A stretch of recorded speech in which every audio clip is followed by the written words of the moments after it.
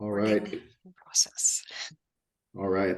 Thanks, Carol. Good morning, everybody, and welcome to another set of great presentations from OMUG. My name is Garth Aponitis with DKS Associates. I'm part of the coordinating committee for OMUG, along with Kyle Hauger and Liming Wang. So we'd like to thank you all for joining us. We've got a lot of interesting presentations to get through today, all kind of centered around discussions with greenhouse gas analysis. And so Tara Widener with ODOT is going to be our guest moderator, and she's going to be leading us through several of those topics today. I know all you know Tara well, but I would be remiss if I didn't mention a few things about her. She is the Climate Impact Analysis Program Lead with ODOT's Climate Office. She's got over 25 years of public and private experience in modeling and analysis of multimodal transportation systems, nearly a third of that with ODOT. She holds a bachelor's and master's degree in civil engineering from Purdue University and the University of California, and is a registered professional engineer. Her career is focused on quantifying the complex interactions of transportation, land use, and the environment. In the Climate Office, she leads GHG scenario planning, inventories, performance measures, and coordinates climate mitigation policies, plans, and projects with a broad mix of state and local partners. And for those of you that have had the pleasure of working directly with Tara, you'll know that she is also great for bouncing off ideas off of brainstorming solutions and finding better ways to do the things that we do on a daily basis. So, Tara, with that, take it away. All right, great. Thanks for that introduction. Let's see, I'll try to.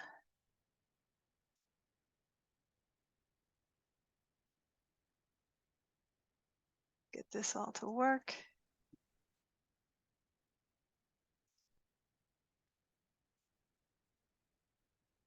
All right, hopefully you're seeing my screen here. Looks a lot like Garth's screen. Yeah, so happy to be here, happy to be guest speaking for a number of great things that are going on and the updates that are happening in this fast changing greenhouse gas analysis world. I'll start off by kind of looking at that in a more broad way, and then we'll dive into three kind of meaty areas of what's going on in the state. First, we'll start out with Jillian DiMedio. She's a star in our ODOT Climate Office. The person I go to for all things electric or transportation electrification, meaning EV chargers. And so today she'll talk about some new tools we have there that communities can use to start, building those, locating and identifying where those needs are in their communities. Then we'll shift to a more planning level, and we're evolving quite a bit in the last few years about our project level analysis for greenhouse gas. Key on that is Natalie Liljenwall. She's our at the ODOT headquarters air quality program coordinator, and I'll chime in a bit myself as we have evolved these new approaches. And Rebecca Froning from WSP, who's kind of the star analyst on that project, as well as others major projects in the Portland area, and is helping us to move those GHG analyses forward in some of those big projects. She'll be talking about the Interstate Bridge Replacement Project today. And then lastly, we'll come back to Garth, you just heard from, and Garth will tell us about climate friendly and equitable communities rule, that update that happened 2022, and we're now continuing to implement. He's going to focus on how that affects some of the long range plans that communities are doing and the associated analysis tools. So that's our agenda for today. Pretty quite a bit of work, and I think Carol and Garth will keep us on time. With that, I'll start with kind of the overview with the climate touch points. Oops. All right, my animation's not working well. Anyway, so we have this on the link down below as a policy brief about greenhouse gas. So this figure in the middle is our planning process. So it's a more generic process. And then on the side, we've kind of annotated it with these climate touch points. So at the very top, you start with sort of, regulations. We have things like the executive order, some legislation that said you must create a path to greenhouse gas reductions of 80% by 2050. Those kind of things set the stage. And then at the strategic level for emissions, we have our statewide transportation strategy set back in 2013. As you move down, and there's also climate smart strategies for local areas. As you move down to that tactical T level of the storm diagram, we define long range plans and what projects would be in there. Also the STIP program or local funding programs, state and local funding programs. We've added some climate lens to those. And then as you get down to the operational level, we're now in sort of individual projects like we'll hear today from the Interstate Bridge Program. And then there's reporting and monitoring, and performance measures are part of that CFAC rulemaking. You can see it in the star number 3 over there. So it's a general planning process, and we've created some new touch points. The green ones identified on here are really for greenhouse gas reduction. The yellow ones are for our adaptation and resilience. So there's actually a whole sort of strategy and roadmap for that side of the house. As our climate is changing. So today we're going to really, we're trying to connect all these dots. Actually, a lot of the dots have popped up over the last couple of years, and we're trying to make sure that they all are smoothly syncing together. So today we'll talk about, start with number 1 down there. Jillian will tell us about, how to plan for the EV chargers. And then number 2 will be talking about our project level work that sort of started at the funding program STIP and is now moving into project level for NEPA projects. And then thirdly, the climate friendly and equitable communities has both a touch point at those long range plans and then performance measures as well. So with that, I'll move it over to Natalie, our lead there on project level greenhouse gas analysis. I thought Jillian was going next. Oh, you're right. It should be Jillian. Apologies. Jillian DeMedio, Okay. you want to take charge here? I will take charge. Thank you, Tara. Let me just get my screen up here. And thank you everyone for just accommodating my schedule. I know we flipped the order here the last minute, so I appreciate it. Good morning, everybody. My name's Jillian DeMedio. Can everybody see my screen first of all? Yes. My slides? Okay, great. I'm Jillian DeMedio. I'm a senior transportation electrification analyst with the Oregon Department of Transportation's Climate Office. Thanks for having me today. As Tara mentioned, I'm going to be talking about a couple tools that our team just published that are part of what we call our Go EV Charge initiative. The Go EV Charge initiative is really meant to aid Oregon decision makers and planners start to think about how to site EV charging in their communities. So I have a couple slides I'm going to run through just to provide a little bit of background and context, and then I'll actually move into a demo of 2 of the tools that are part of this initiative. So quickly, our transportation electrification team here at ODOT plays a leading role among state agencies in driving the electrification of the transportation sector in Oregon. Our goal really is to get more EVs on the roads throughout Oregon, from e-bikes and e-scooters up to cars, trucks, buses, and even freight vehicles as well. And the primary way that we work to increase EV adoption is by focusing on ways to increase the availability of EV charging stations across the state.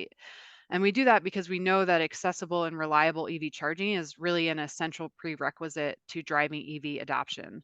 Consumers want to feel confident that, charging their electric vehicle is going to be as easy as filling up their car at a gas station. So we work to increase EV charging in a number of ways. We do manage a number of EV charging funding programs. We work in close partnership with our utility partners, with EV charging companies, with external other state agencies. But we also do some studies and analyses to sort of better understand the policy landscape and the infrastructure that's really needed to accelerate this transition. In 2021, we published our foundational study called the Transportation Electrification Infrastructure Needs Analysis, or TINA study, and you'll hear me refer to that acronym, the TINA study, many more times throughout the course of this presentation. And the TINA study really estimated the charging needs in Oregon in both the near and longer term across 9 different use cases. So we looked at light duty vehicle charging and up through medium and heavy duty vehicles as well. And the modeling that we did in TINA told us that there really is an extraordinary need for EV charging infrastructure growth throughout the state over the next 15 years if we want to meet our EV adoption goals and our climate goals as a state. In particular, the study told us we need a 5-fold increase in EV charging by 2025 and a 44-fold increase by 2035. So we know that the challenge ahead is enormous. We followed up this work most recently by publishing our Go EV Charge initiative. We just published this in August of 2023. And it's really meant to build on this foundational work that we did in TINA. And I'll talk a little bit about how it does that. So Go EV Charge is a suite of online resources and really what we consider to be our one-stop shop of information and tools for anybody who is interested in deploying EV charging in Oregon. It consists of our centerpiece document, which is a report called the Guide for Oregon EV Charging Deployment. This document really builds on that foundational work that we did in TINA. So TINA set the stage and told us that we need to see a significant increase in EV charging. And our deployment guide is really that follow-up how-to for those who are looking to get started. But the report was also published with 2 companion tools, our TINA dashboard and our EV infrastructure planning map. And all of these resources are really designed to be used together. So our guide contains all the information necessary to really plan for and initiate charging station development. So it includes things like an overview of EV charging basics. So what are the different types of EV charging and what is most appropriate for which use case? It has a long chapter on the best practices in site design, in ensuring equitable access and equitable design, for engaging your local electric utility, how to deal with permitting in your local jurisdiction, et cetera. It also includes planning level cost estimates for both equipment and installation, and then a list of current funding resources, and a whole lot more. And then the TINA dashboard is really designed to help users estimate how much and what type of charging is needed and by when. And then lastly, our infrastructure map is designed to help users think about how to actually then go and site those stations in their communities based on their individual priorities. Both of these companion tools are interactive and customizable, and I'll show you sort of how right now. So let me, I'm gonna stop sharing and then go into the first demo. Let me know if you guys can now see the Excel model. Yep. Great, thank you. So this tool, this is our TINA dashboard. This tool was created because after we published our TINA study, we started receiving pretty regular requests for the data underneath and all the underlying model as well. And in particular, people really wanted to see the TINA numbers, which were originally presented statewide for their individual communities. Our original model did not break it out by geography. It also didn't break out any of the TINA numbers by year. We just looked at milestone years. So we looked at 2025, 2030, and 2035. And it wasn't really designed with the end user in mind either. So this tool is hopefully much more user friendly, and it includes a number of data visualizations. You can see those charging needs by geography and by year, and it's also customizable. So you can change some of the assumptions that we made in our original TINA model and kind of see how that changes the mix of EV charging needed. As well, for those who really want to dig into the details, it does include the underlying model and all of the data that feeds into it as well. So a couple things to note. This model does only include the results for our light duty use cases. So it doesn't estimate for now EV charging for medium and heavy duty. And it's broken out into various sections, as you can see at the bottom here, kind of based on the type of user. We think most users will kind of just play around in this blue section here, which is our dashboard. But for those who want to geek out a little bit more on the data, which I suspect is maybe all of this group, you can access you can look at the results in kind of a different way. So you can see it by use case rather than summarized in the aggregate, or by geography. So census tract, municipality, or county. And then even more, this orange section here is the actual model. that you can dig into, and lastly, all of the data that feeds into the model.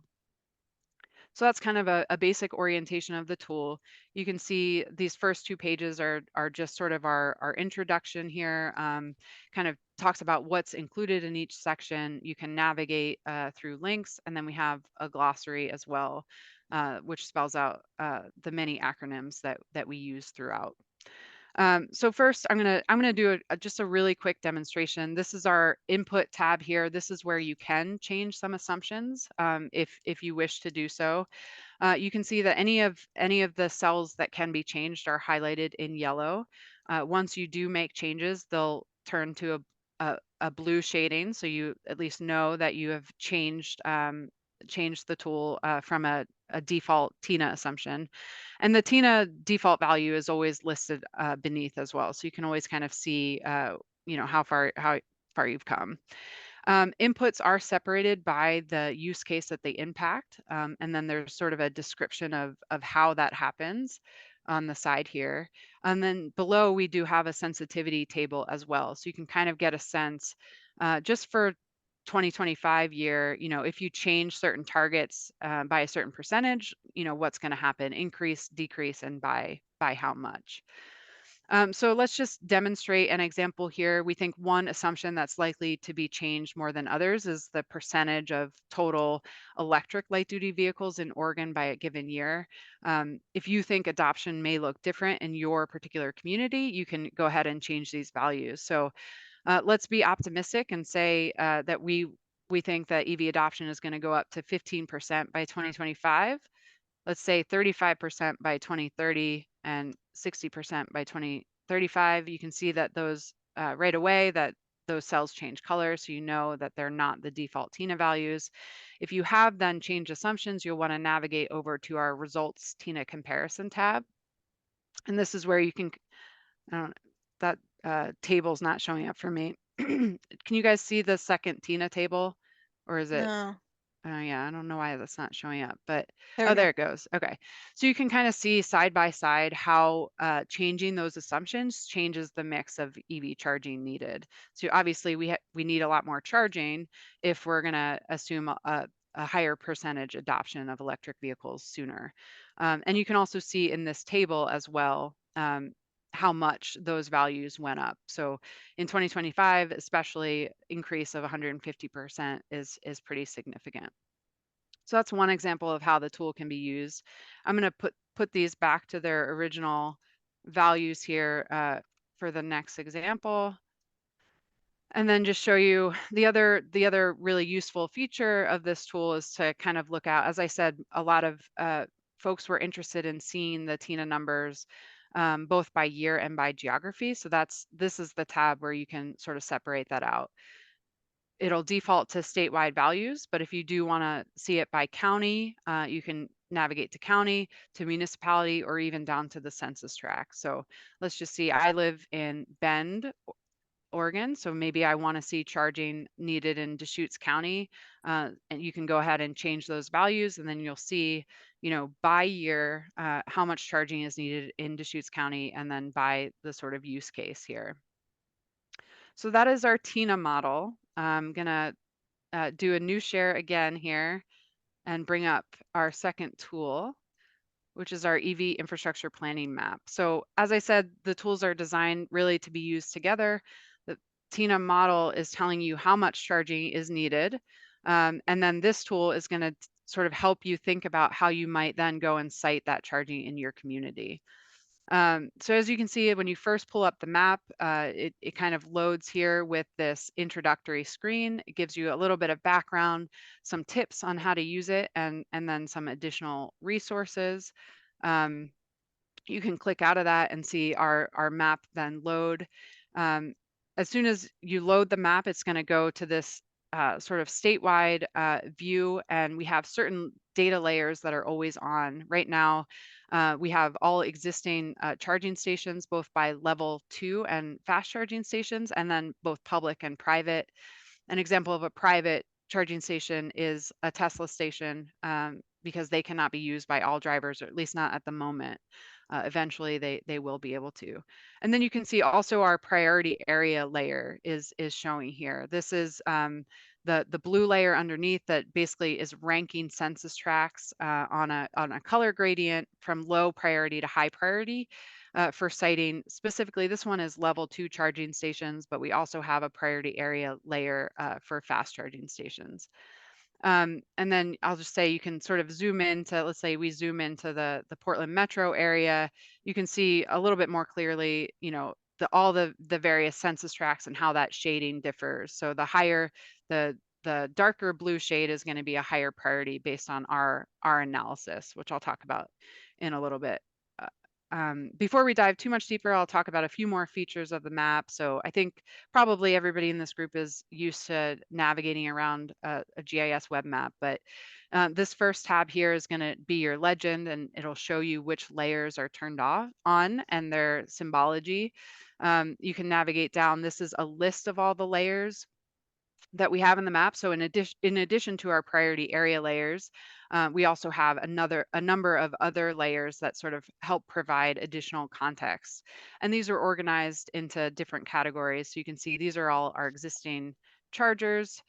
We also have a number of transportation and land use layers. So you can see we have all the park and rides, rest areas, all of our electric alternative fuel corridors, our Oregon Scenic Byways and Oregon Scenic Bikeways.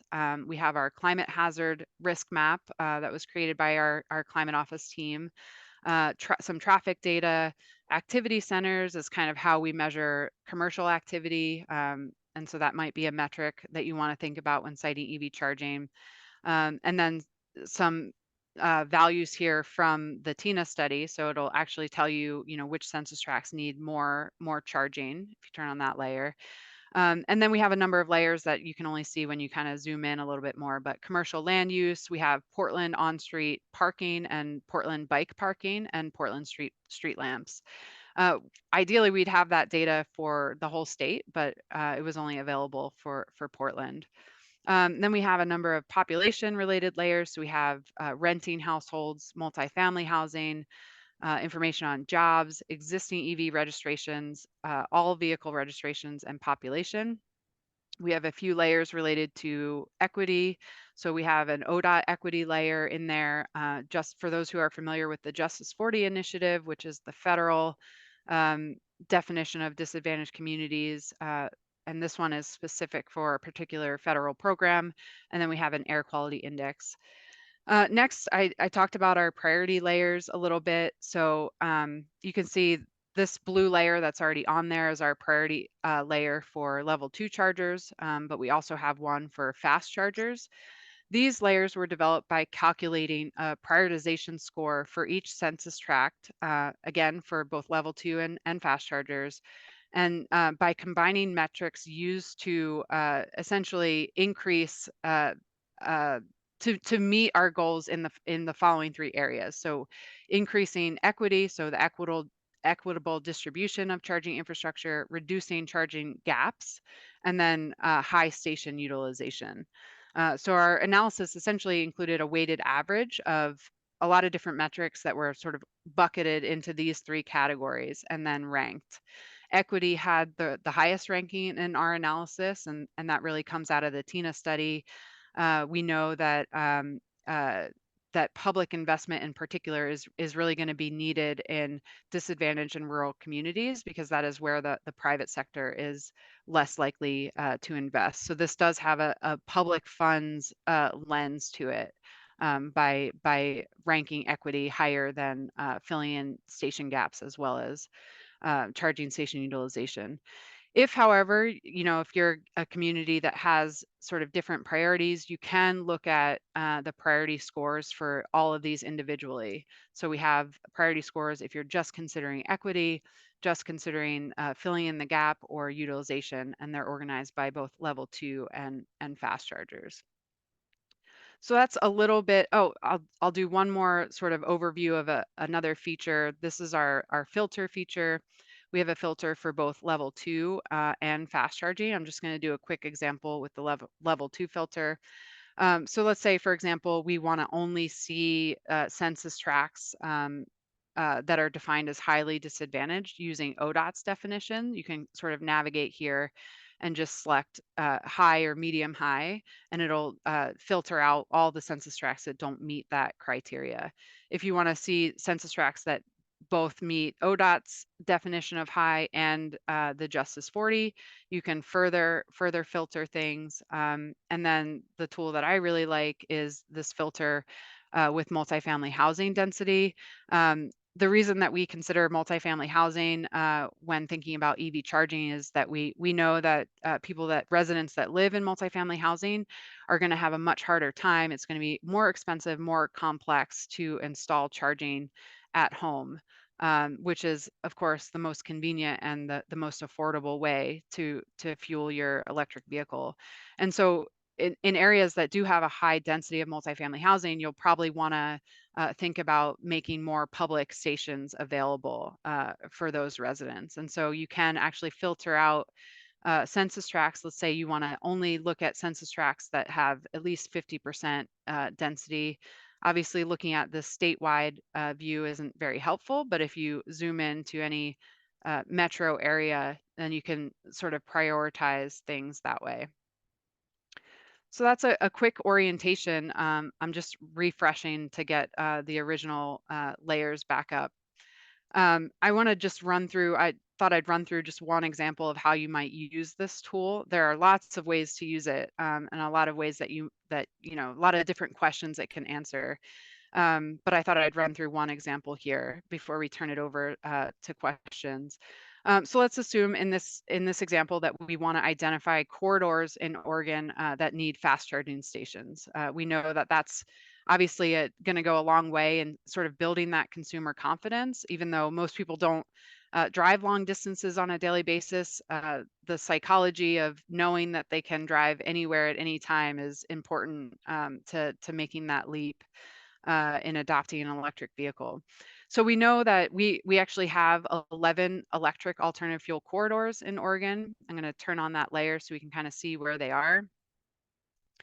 We know that these 11 corridors are already going to be the target of a significant amount of federal funding. So I thought we would think about how do we, if we want to identify secondary corridors that maybe don't have a source of funding right now, how would we use the map to sort of go about and do that? So first I'm going to turn off our layers for level 2 stations because you're going to be citing just fast charging along corridors primarily. So these are all the fast charging stations that already exist. And so the first thing you're going to want to think about is, where are the highest traffic corridors? So we can turn on our traffic layer. So number of vehicles using the road each day.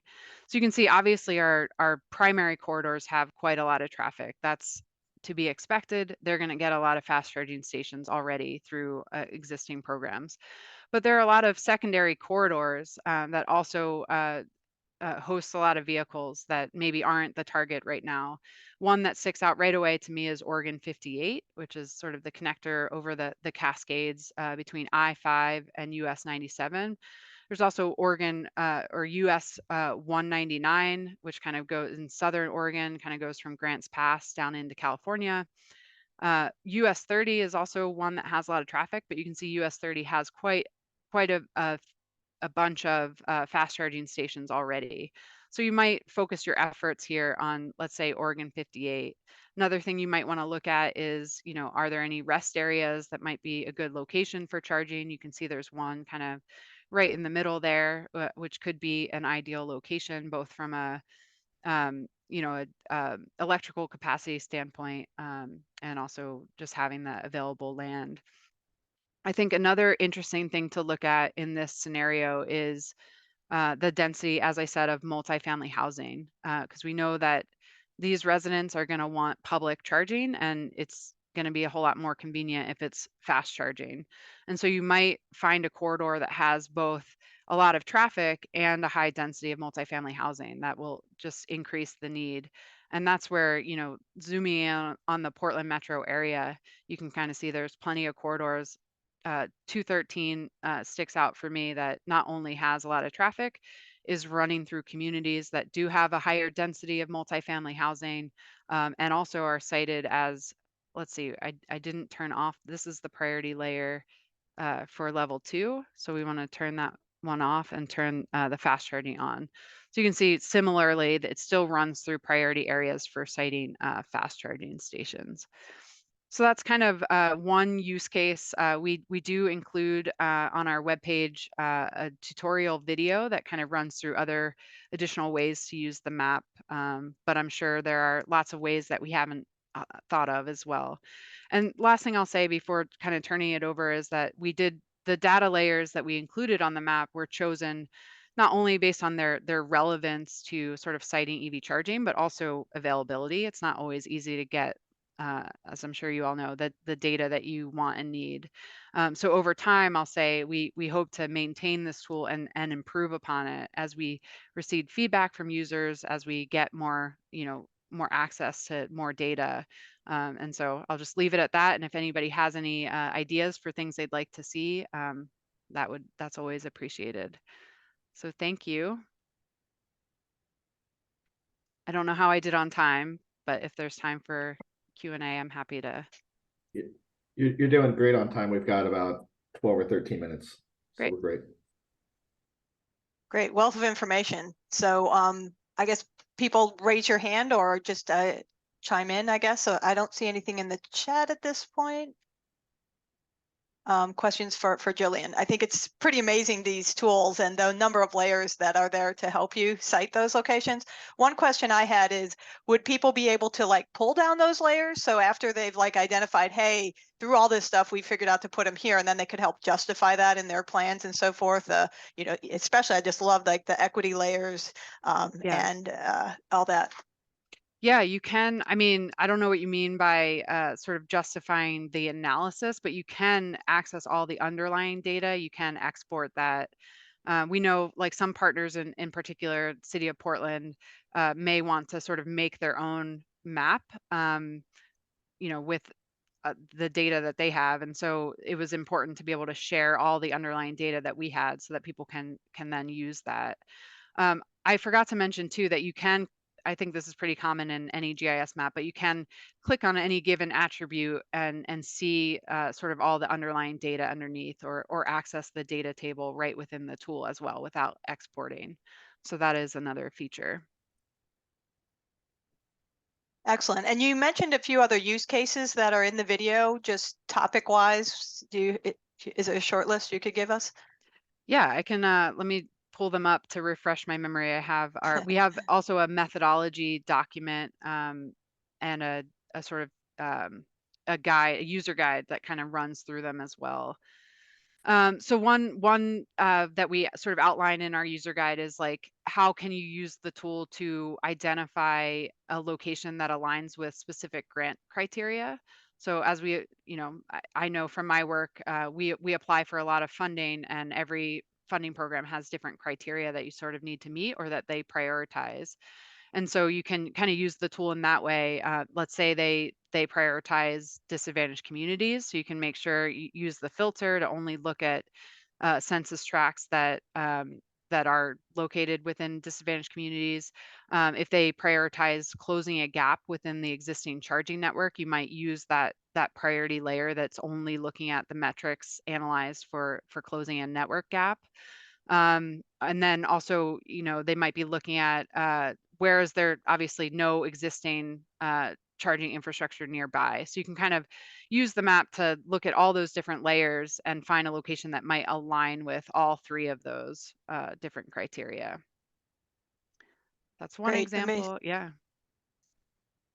It looks like we have a question there from Jonathan Slayson from RSG. Are there any electrical grid information substations? Yeah, that's a great question. That is, I would say, an existing gap that we'd like to fill. We do have, I didn't show it, but we do have all of the utility service area, a map of all the service areas. So you can see in any given region what electric utility is covered. I think we might have substations on there, but the utilities are they keep information about their capacity pretty close to the chest. So we haven't been able to get that information from any utilities yet. But that is obviously an area that would be extremely useful for folks that are looking at siting charging.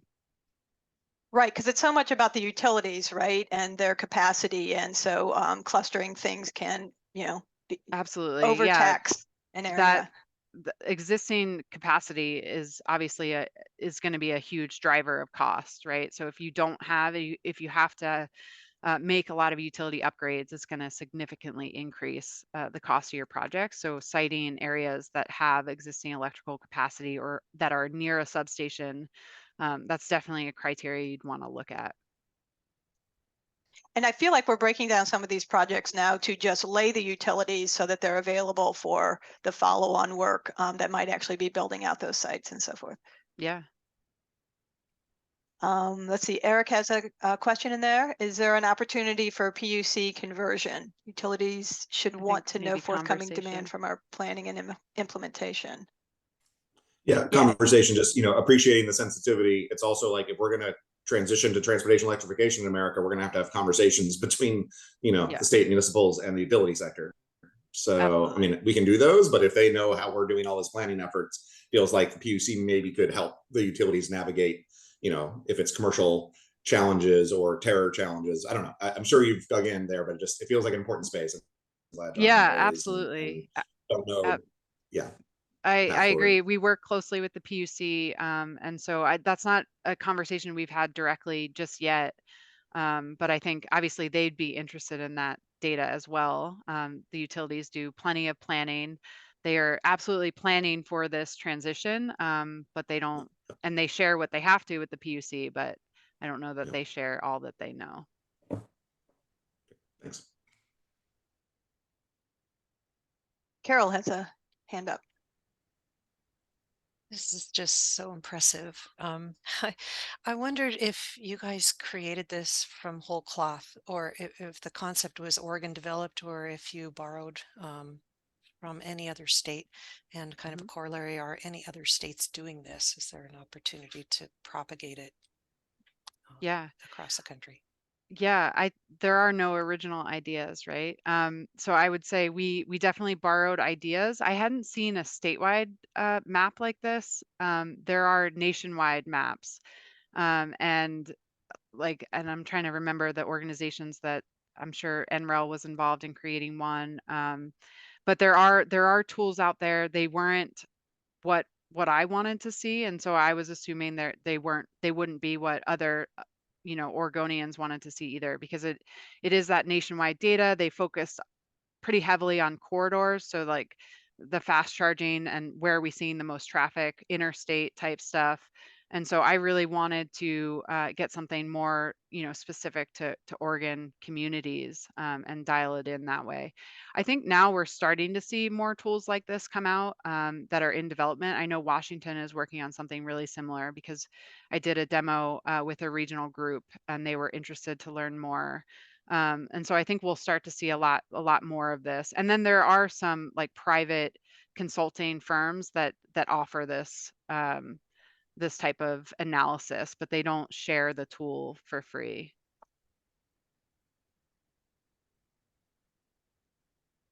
Yeah, I think it's really exciting for the state to really help out local communities to have the tools at their fingertips, kind of a consistent set, and not have to run around and grab all those individually.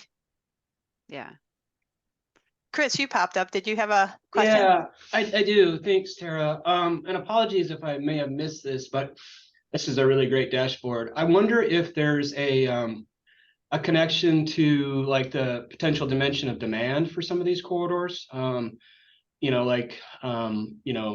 Visualizing, traffic volumes and using that as a way to help prioritize some of these locations. It seems like now it's just about sort of geography and filling geographical gaps, but could you speak maybe to kind of the roadmap, no pun intended, for that, I guess? Yeah. I think we did try to consider demand, and we do have traffic data in there. We did consider traffic and sort of like registration data as we did our analysis to create those priority scores. So station utilization is one of those 3 categories that is ranked within our priority score. It is the lowest ranking. Okay. And so sort of like noting, and the reason for that is that the private sector, that is their number one focus, right? Like they want to cite stations where they're going to be used because that's how they're going to turn a profit. Our role as the public sector and with public funding is to sort of support those areas that aren't going to get that private sector investment. So we do consider demand and utilization, but it is a lower consideration. But we do have that layer that if you just wanted to look at utilization, we do have that layer on there. So you could just look at, you know, if you just want to consider prioritizing, you know, high utilization of the station, what are the census tracts that sort of rank the highest? And in our methodology document, we kind of go through how we measured utilization.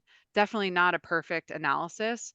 And that's part of the reason we wanted to include all those other contextual layers so that, you know, ideally we would have had a tool that sort of toggled. People could change the weighting as they wanted it. And we did talk about that at the beginning of the project, but it was just too complicated with the budget and the timeline that we had. And I haven't seen a tool like that exists. But that was my ideal. We couldn't get to that. And so we came up with these static layers where we sort of did the analysis for people. But that is part of the reason we did include all those other layers so that if it doesn't quite meet your needs, you can look at some other things and sort of get at utilization. Like you might look at job density, you might look at, like I said, multifamily housing density or population or EV registrations. Those are all ways to sort of get at utilization of the stations, some of which are considered in our priority analysis, but not all of them. So yeah, and then as I said, we're very interested in adding new layers over time. So if there are specific data layers that you think really get at that utilization piece, I'd want to hear about it for sure. Oh, great, thanks. Yeah. Yeah, great stuff.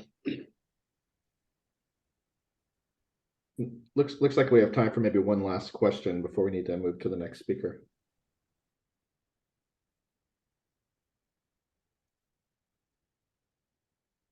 Well, I just might note, I put something in the chat. You know, if people don't know already, we're with a dozen or so California exception states where we have this more advanced requirement on our vehicle manufacturers, so the sales of electric vehicles will transition quicker. And so there's a comparison there with national in the chat. So we're trying to keep up with that with the charging, knowing that what are the stats, Jillian? You know, home charging, overnight charging, which is probably like putting in a new dryer electricity outlet. Exactly. Level is 2. where, what is that, like half or more of our charging will occur? 80% right now, yeah. So then it's like stealing those multifamily homes or my 1908 house that doesn't have a garage with someplace locally for overnight. Exactly. And then obviously we do longer distances and need to do that as well. So that's what this system is about. Yeah. All right, well, if no more questions there, we'll move on to the second part of the agenda. Thanks for having me, everybody. Thank you so much, Jillian. Really impressive, all this tools that we're handing out to folks. All right, so Natalie, I think you're up to tell us about our evolution on a more planning side for analyzing the greenhouse gas emissions of our projects. Great, thank you, Tara. So let me get to the right slide. For a lot of you probably know, Natalie is our NEPA coordinator here at ODOT, and so many of you have probably coordinated with her. Super helpful person to keep us on all the regulations and how they're evolving over time. So I work on greenhouse gas analysis, and in this presentation, I'm going to go over some of the current rules that are reshaping how we analyze greenhouse gases in NEPA. And I'm also going to share an NCHRP study that I am part of that is creating greenhouse gas guidance and climate change guidance. And then Tara's going to introduce an overview of how we are going to change the way we do project level analysis based on the STIP level greenhouse gas analysis that ODOT worked on in the past couple of years for the 24-27 STIP. Then I'll go through some of the highlights of that STIP process, like the traffic data, the emissions modeling, and the results. Natalie, are So- you sharing your screen yet? Am I not? No, I'm we're so not seeing sorry. it. Okay. I thought I was. Here we go.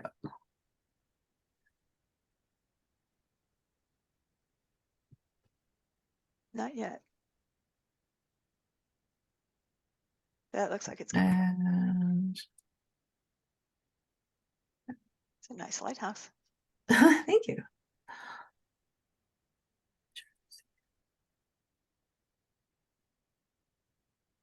There we go. All right. So moving on from there.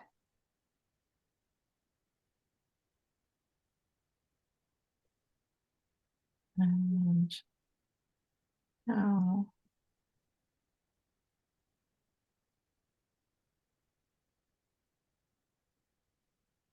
okay. All right. So That's great. I'm going to start with the regulations.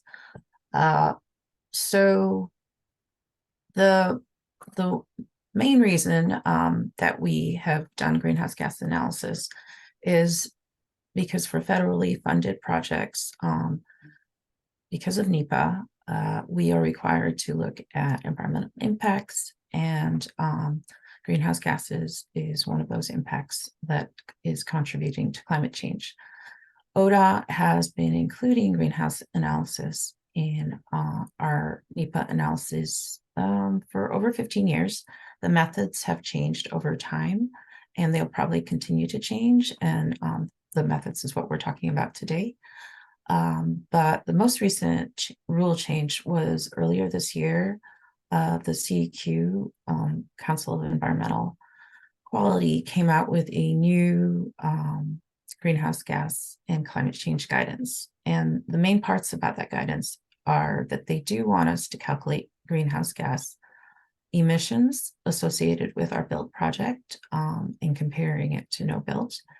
And they want the reporting to discuss the changes to climate change that the project may cause, and lastly, the effect that climate change would have on our project. And I didn't write it here, but we are also needing to look at equity issues surrounding our project. The next federal guidance is that the main tool that we use to calculate tailpipe emissions is EPA's tool MOVES. And EPA developed a guidance in 2016 on that tool, and that's the best available right now. It creates emission rates and can also develop your inventory for a particular project. The big rule that has created this new approach to STIP work, greenhouse gas analysis, is the executive order of 2020 that required ODOT to come up with methods to analyze projects in the STIP. And the last rule I wanted to bring up is HB 4139 that is requiring ODOT to also look at embodied emissions, the life cycle emissions, so looking at construction materials and operations. ODOT will start to collect environmental product declaration information, which is like a CAN label on greenhouse gases, and there should be enough data in the database in 2025 to help us with greenhouse gas accounting of materials. So next, I wanted to share about this research project that I've been working on. It's going to be complete early next year. We've been working on it for a few years, but when it was first proposed, there was no guidance on how to analyze greenhouse gases and climate change in NEPA and also at the planning level. And so there was really a need. There's still no specific guidance for transportation, and we're hoping the feds come out with something soon. But this study started by surveying all the DOTs to see what they're doing. And from those surveys and pair exchanges, they have developed lists and links to tools and methods for greenhouse gas, climate, and equity analysis. And the guidance document includes things about life cycle and the need to look at both tailpipe emissions and construction emissions, and also to account for emissions prior to the gas station in refining and transporting of fuel. It also looks at transit operation and upstream electricity.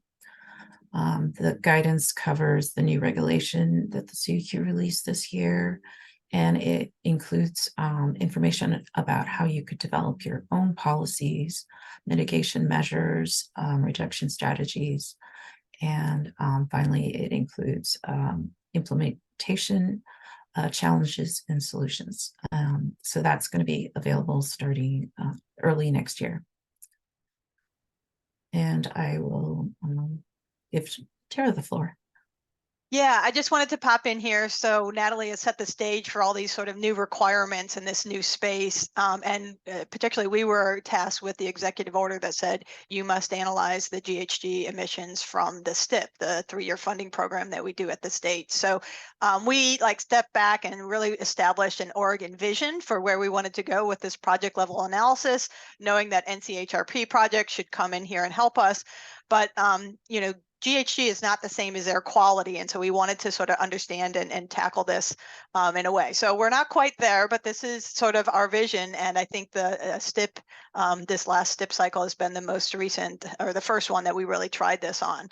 And there's a lot on this slide, so I'm just going to kind of go through the various steps, and then Natalie's going to spend some time in each of those pieces to put more flesh on the bones there.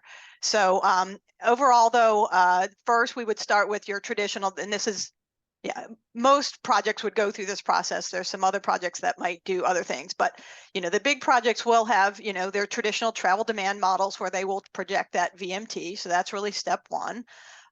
And we're looking at that change in VMT. And then step 2 is, okay, well, what are the emissions for that VMT?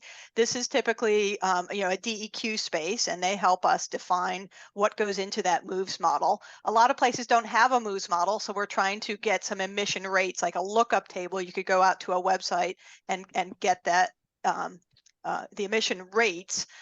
Traditionally, that's been at a tailpipe level, right? Because air quality, you care about tailpipe. That's where the health impact is if that tailpipe is right next to, people walking on the street. But for greenhouse gas, we know that it's the accumulated emissions that in the atmosphere that really have the impact on climate. So we need to add to that sort of gray tailpipe that comes out of MOVES some upstream emissions that happen to get to that tailpipe.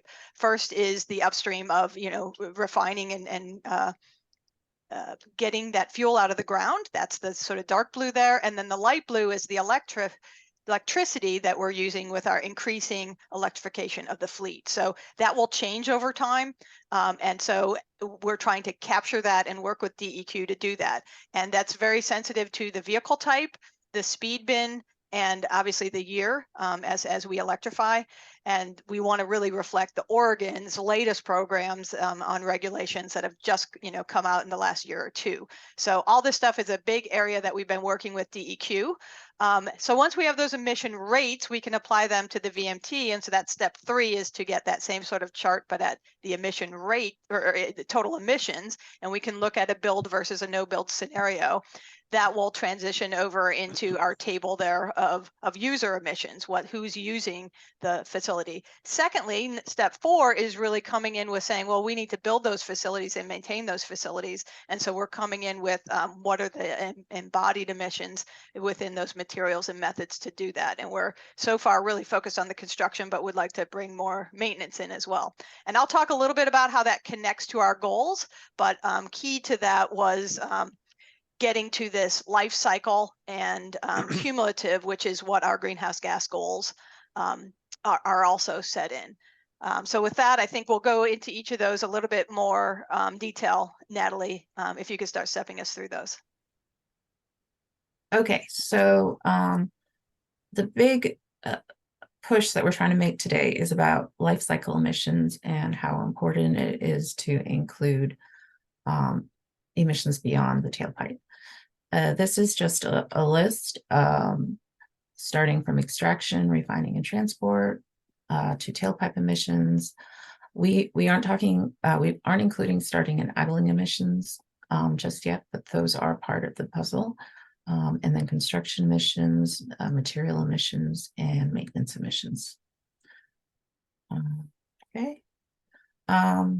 So when we were starting to think about how we are going to assess projects in the STIP, we didn't have as much information as we usually have when we do NEPA and we're further along in a project. So we needed to think of ways to come up with traffic data with basically just a project description, mileposts, location.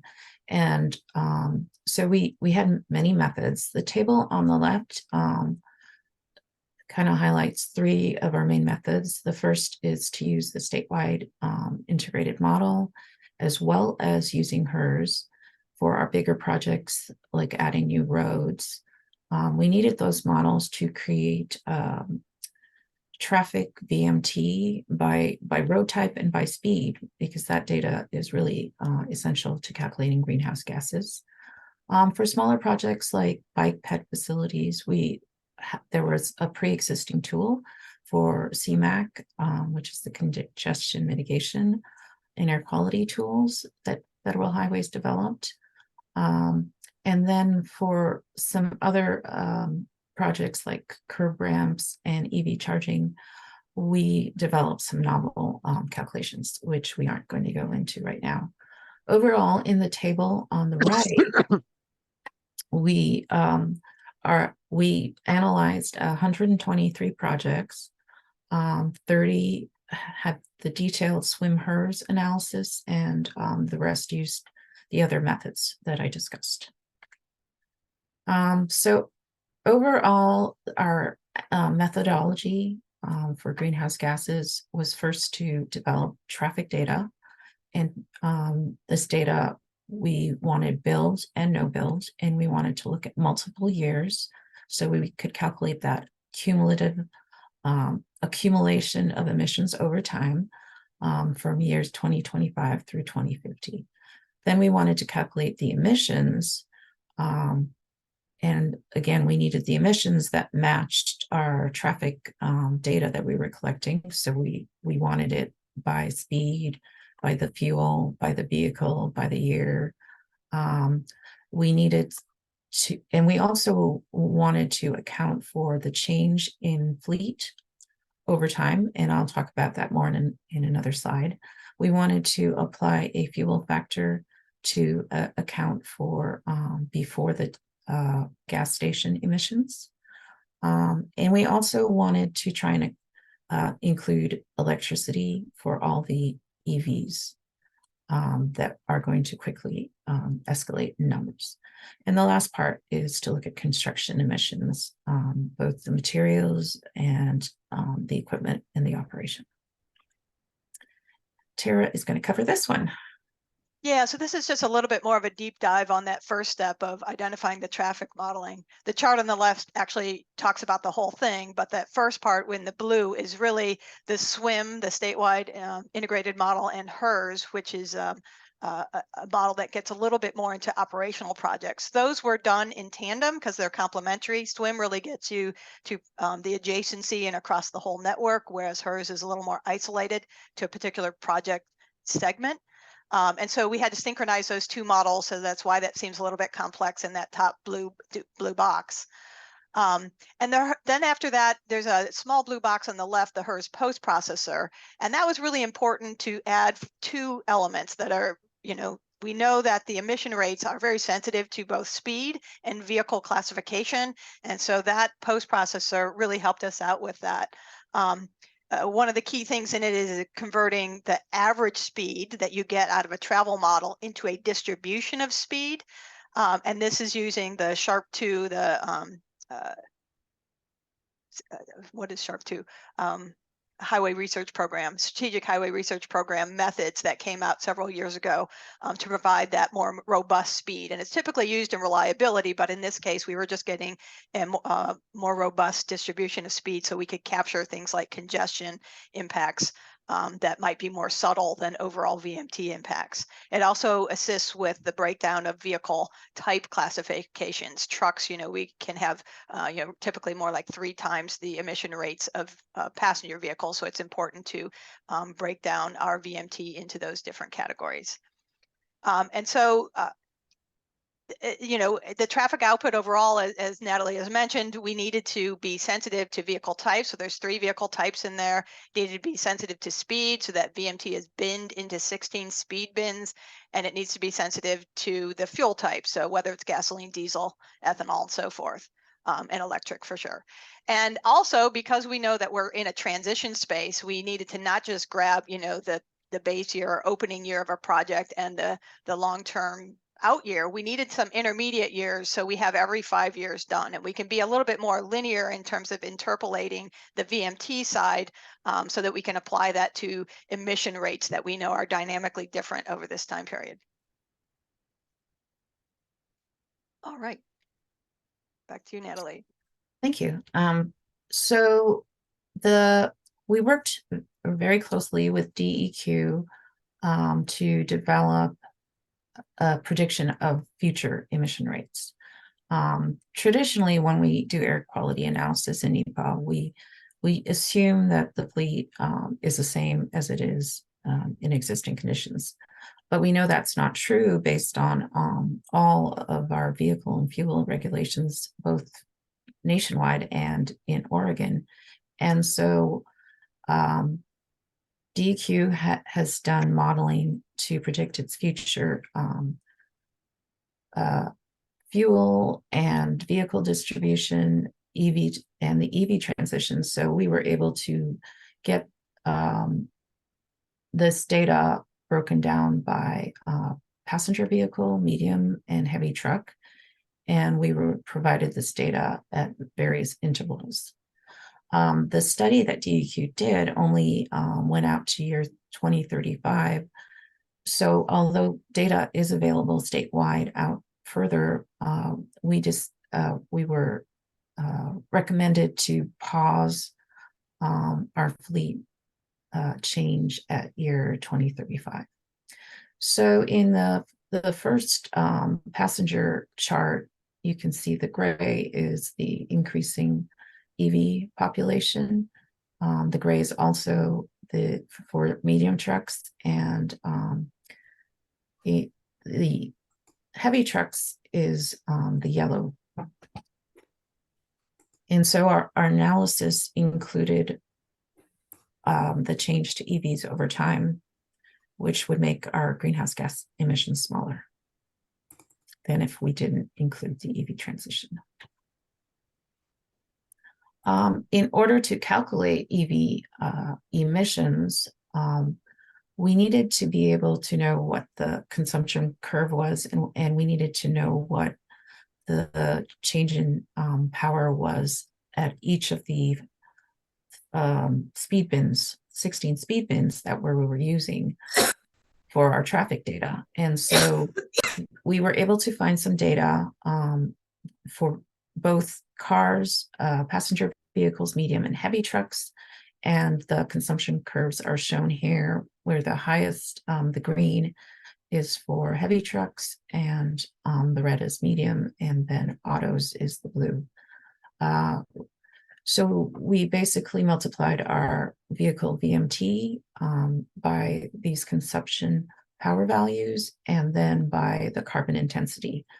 We used existing carbon intensity, but for future years, we used values from EIA energy forgot what that stands for. In the newest version of MOVES that was released just last month, they introduced new ways to look at EVs, and so they will be able to provide the information in this chart, and so our methodology will be evolving yet again. This slide is talking about embodied emissions, and with regards to that new rule HB 4139, asphalt, concrete, and steel greenhouse gas components will be logged and then available in our calculations. But for right now, we are using a tool from FHWA called ICE that looks at construction emissions, material emissions, and emissions from the delay related to construction activities. Tyria? Right. So then, we get to what does this all mean and how do we connect it to our goals? So in the case of the STIP work that we did, that 3-year funding, we had, 100 and some projects that we looked at, both the user emissions, which you can see there was a drop of 500,000 metric tons, and the embodied materials, the construction materials that were used, which is a positive increase in greenhouse gas to incorporate those materials of 0.15 million metric tons. So we get this net of 0.37 million metric tons. And the question was, well, what does that mean? How do we set some context for that? So then we went back to, we have the statewide strategy, which is what the chart on the right shows. And you can find that on the website, at the bottom website there. So that has tracks our greenhouse gas goals and where we are relative to those. So the first line, the gold star, is where we want to be. And so from 1990, the y-axis there says, we're trying to get down to close to 80% reduction by 2050. So that's where we want to be. Where we actually are today in our projections forward is in the dark blue line. 5 years ago, we were on the dash blue line. So the big gain there has been with those DEQ requirements on the vehicle manufacturers that I put in the chat for Jillian's speech. So anyway, so we're down at the blue line. We want to go to the gold line. So the gap for us to reach our goals is that area between it. So if you think this is life cycle emissions, so yeah, we're in GHG world here, not air quality world. So life cycle, and we're going to accumulate it into the atmosphere over the course of these many years. That gray area is 73 million metric tons. So we're like, that's what we need to reduce over that time period. And the teal box on the left is saying that the STIP, this 3-year funding of 100 so projects, is getting chipping away at that in the right direction. And if you divide that out, it's about 0.5% in the direction of chipping away at that gray area.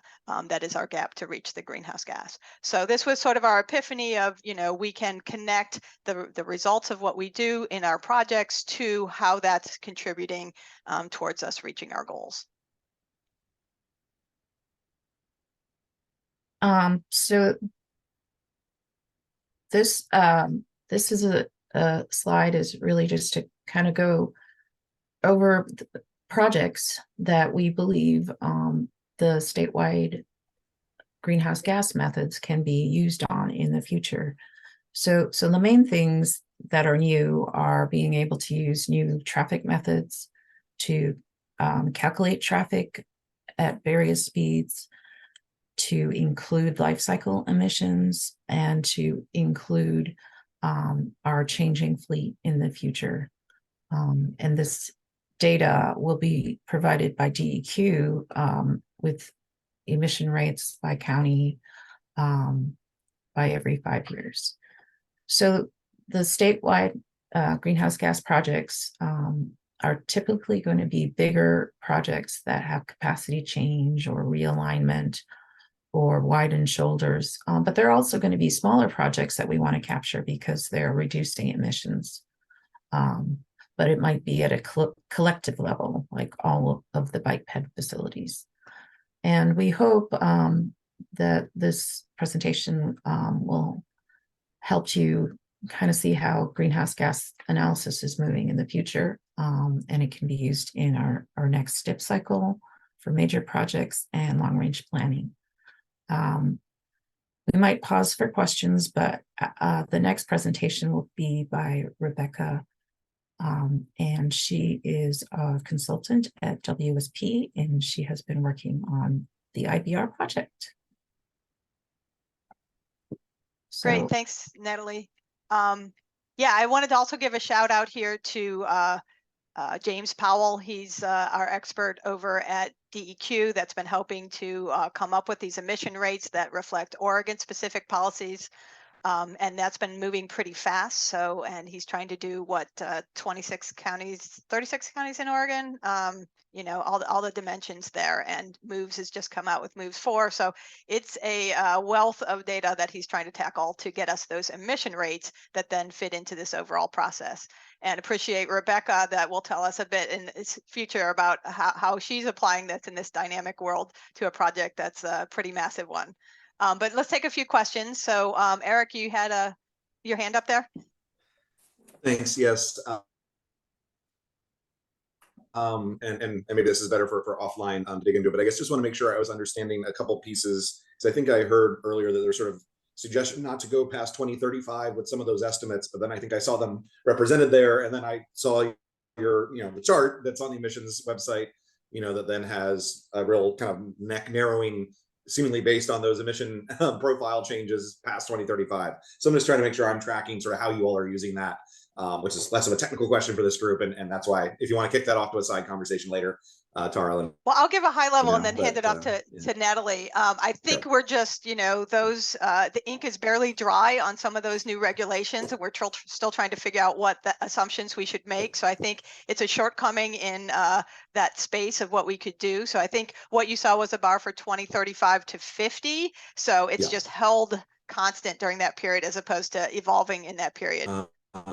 And I think okay, because the it looked idea, like it dropped down quite significantly in the Yeah. passenger area. If I mean, I saw it briefly. I didn't snap it, but so that's where it looked like there was an assumption, right? And I know 2035, you know, the only EV for sale kicks in, but we also know I think it's about 14 years of turnover right now in the state. So it felt like a pretty quick jump from 70%, if I recall, to 50% there, and it looked like that then showed how we were getting there. So anyway, maybe more to dig into on the policy implications, right? Connections to vision eval and target setting, or where my head's at. But I know this is also a group of technicians more so that I'll leave other space for to dig yeah, into I think, tools. you know, there's the rules come in and they're sales. And so there's the challenge of trying to move sales into what's on the road, which is that, you know, Right. turnover. Right. And so by stopping it at 2035 in terms of what was on the road, we were not sort of catching the continued, you know, tail that would come in over the next 10 or 12 years as, you know, the fleet turnover happens and we all buy new vehicles. So I think we're a little bit shortcoming in our assumptions, and we'll hope to do those better in the next cycle. I don't know, Natalie, if you had anything to add there. That takes care of what I had to say. And I think it goes back to DEQ, you know, James Powell there as sort of our expert in, you know, interpreting those regulations that have just passed in the last year or so. Thank you. Great question. So we need all those EV chargers for that transition. All right, any other comments? We are having a TRB. We were accepted for a presentation of basically the work that Natalie just talked about. So if you're at the TRB annual meeting, we'll be there sharing.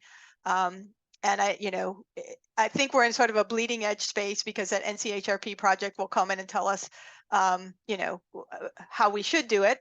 We had to do it in the absence of that knowledge. And then the other thing I would say is the MOVES 4, right? MOVES 3 is just transitioned to MOVES 4. So we're going to have a lot more knowledge from the feds on understanding the electricity side. I think that's been absent because in air quality, you don't have tailpipe emissions with electricity, so they were just not included. So that gap we had to fill should have more guidance with the next cycles coming out.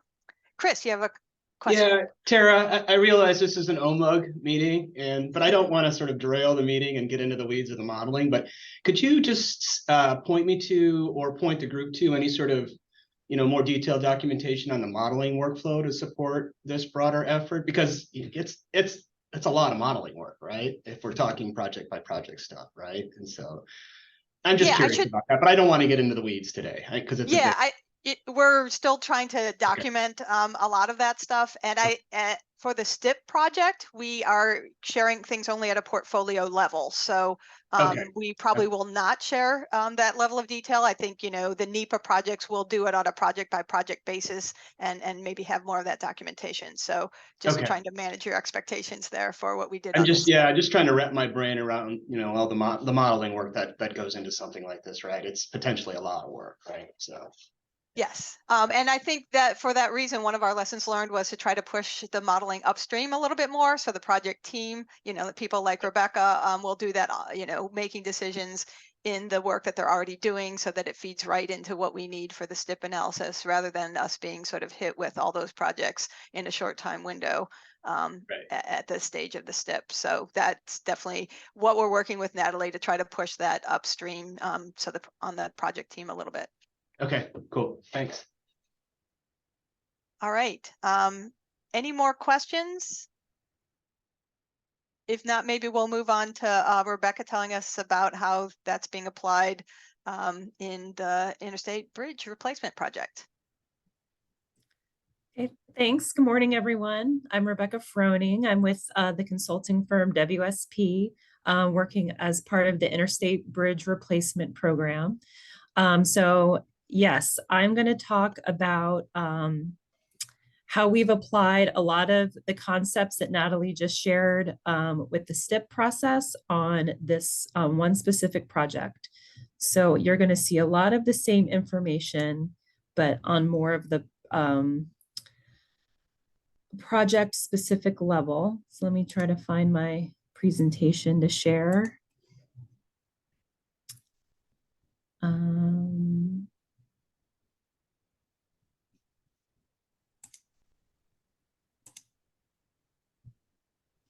Okay, is it sharing? We're seeing your notes screen.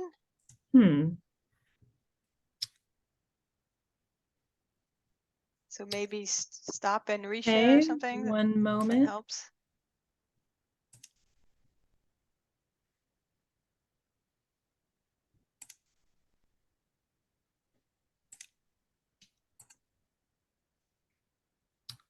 I just can't, there's so many pop-ups. I can't get to the buttons that I want to show. Let's see. Becca, if you can get to the share screen button, there's a little up arrow next to it. I think if you select that, it will let you pick the screen you want to use. Are you seeing the PowerPoint that's not in slideshow view? Correct. Okay. I just need to get to slideshow view.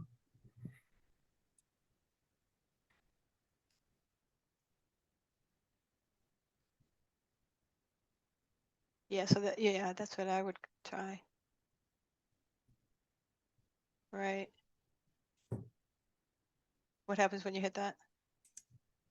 Oh, here we go. Slideshow. All right.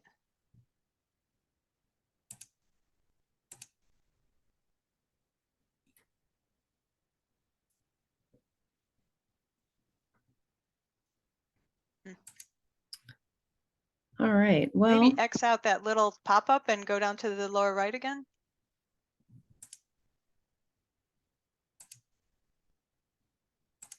this stuff always happens on like this technical meeting, right?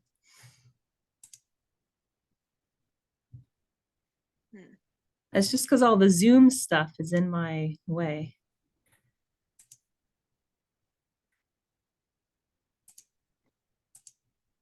Well, if you don't have a lot of animation, we could stay in this screen and you can Yeah. just go from slide to slide. Maybe put the up arrow, yeah, right there, so we can see a fuller screen. Yeah, that works. Okay, do you see the full slide? Okay. Yeah.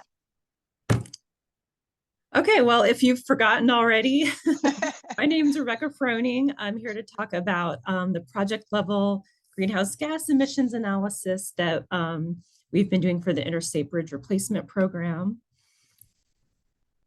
And I'm going to give a brief introduction about the project, and I'm going to talk about the various components that we looked at the greenhouse gas emissions quantifications.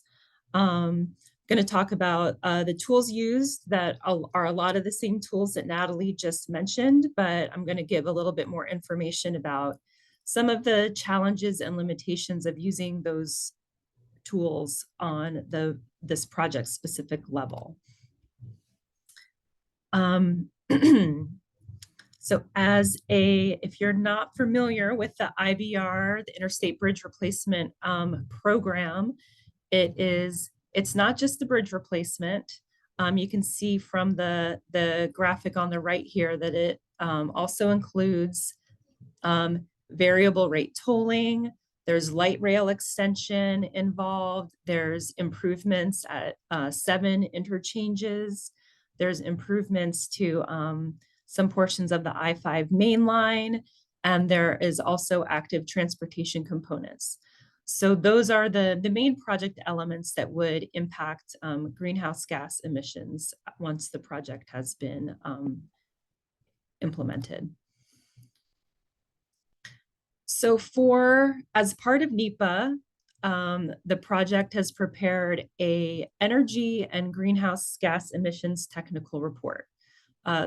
So there's an air quality technical report, and the greenhouse gas emissions and energy are presented in a separate technical report. As part of this analysis, we look at the greenhouse gas emissions as well as the energy consumption due to the project. But for the rest of this presentation today, I'll just focus on greenhouse gas emissions. We looked at the emissions we looked at the existing conditions, a no-build alternative, the build alternative, which is being called the modified locally preferred alternative. And there are also some design options associated with that build alternative.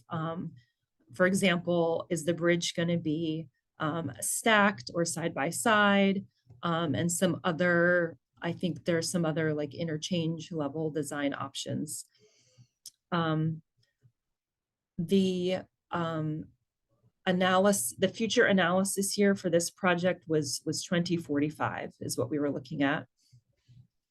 And the greenhouse gas emissions, like we've mentioned in the previous presentations today, we're not just looking at vehicle exhaust, we're looking at the whole life cycle. So also I should have included on here the fuel cycle that you've seen that involves the processing and transport of petroleum products, the upstream greenhouse gas emissions from electricity use, as well as the embodied carbon associated with the construction materials. So this table lists the tools that we used for these different components. For the construction, which is the first 2 bars here, these were evaluated using the FHWA ICE tool that I think Natalie just mentioned in the previous presentation. And then the level of detail required for these types of tools is pretty basic design information about the lane miles that are going to be improved, the miles of any sidewalk and path improvements, the lanes of any bridges and overpasses, as well as the track miles for light rail, number of stations, and number of parking spaces at any parking structures. So it's really just based on the project footprint. And then for the operations, we used the MOVES model for the vehicle exhaust, which is based on regional travel demand modeling. For the fuel cycle, which is the emissions associated with petroleum production, that was a manual calculation using the 0.27 EPA fuel cycle factor you saw previously. But for the upstream electricity use, we did a calculation similar to Natalie's, and I'll show these more in detail in future slides. But was also calling that the fuel cycle, considering electricity being the fuel for those electric vehicles. For operating the light rail and transit stations, there is upstream electricity use from those. And that we used a tool that you haven't seen yet today. FTA has a greenhouse gas estimator, which is very similar to the FHWA tool, also based on some just project footprint considerations. And then as well as the roadway and transit maintenance. And this is just routine maintenance, including landscaping, some routine like sealing, a certain interval of repaving, just basic assumptions about general maintenance activities. So my next slides, I'm going to go into more details about these tools and what are some of the advantages of them and how they can have some limitations when you're looking at a really specific project like IBR. So I mentioned the FHWA, the ICE tool, and the FTA tool. I'm going to talk about that. They're very similar. In fact, most features of the FTA tool are now included in the current versions of ICE. So you can see that just they're the same kind of planning level assumptions. This is, you know, early in the process. There's not detailed construction information involving exact vehicle types, exact phase scheduling, and those types of details. So what this tool does is it has assumptions based on a nationwide database of a variety of sources, from construction bid documents, data from state DOTs all over the country, other expert advice. So the advantage here is that you have a big pool of data to help find this kind of average activity associated with constructing your project. With minimal data needs, like I mentioned before, you don't have to have exact plans for what exact equipment and types and usage. We also don't need to know the exact construction materials, the material volumes. For example, you know, you're designing this big bridge, but you know, those exact material volumes, that's still under development. But with all of those advantages come some limitations that, you know, this is a nationwide database to pull from, but it doesn't include any sort of local regulations for construction standards as far as what kind of equipment can be used, what are fuel types, vehicle idling regulations. And for a state like Oregon that has some pretty forward-thinking regulations in this area, these aren't captured by the tool. The tool is likely an overestimate in terms of some of those underlying emission factors. Again, when it comes to electricity use, the tool does take into account you know, a certain degree of electric equipment, but that again is based on, you do get to specify your area, but it's still using default regional data for the Pacific Northwest. And the Pacific Northwest is actually a very large geographical region that goes through Idaho and into Montana, I believe. So again, those electricity, the electricity resources that contributed to the electricity are not going to have as much renewable sources as the Portland area does for this specific project. So that's another overestimate.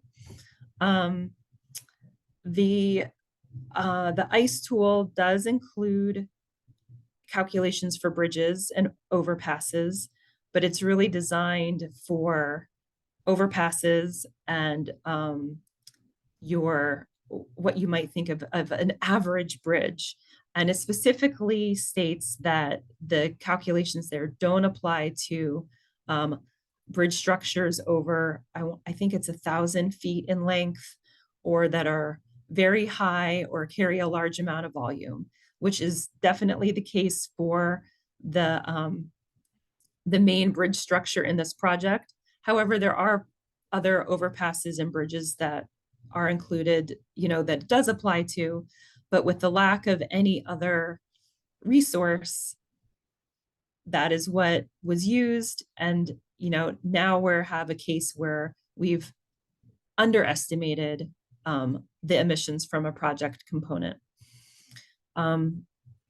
Another limitation is that there are some design options associated with the build scenario, but the level of detail that goes into this planning level tool just can't capture those changes.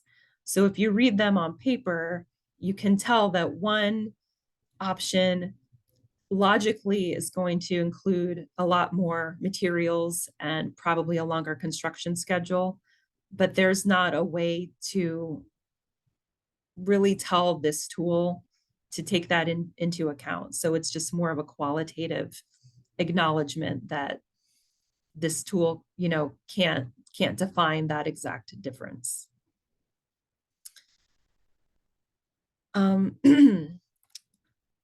So that was the main tool used for the construction emissions. For the operation emissions, we used the EPA MOVES version 3 model.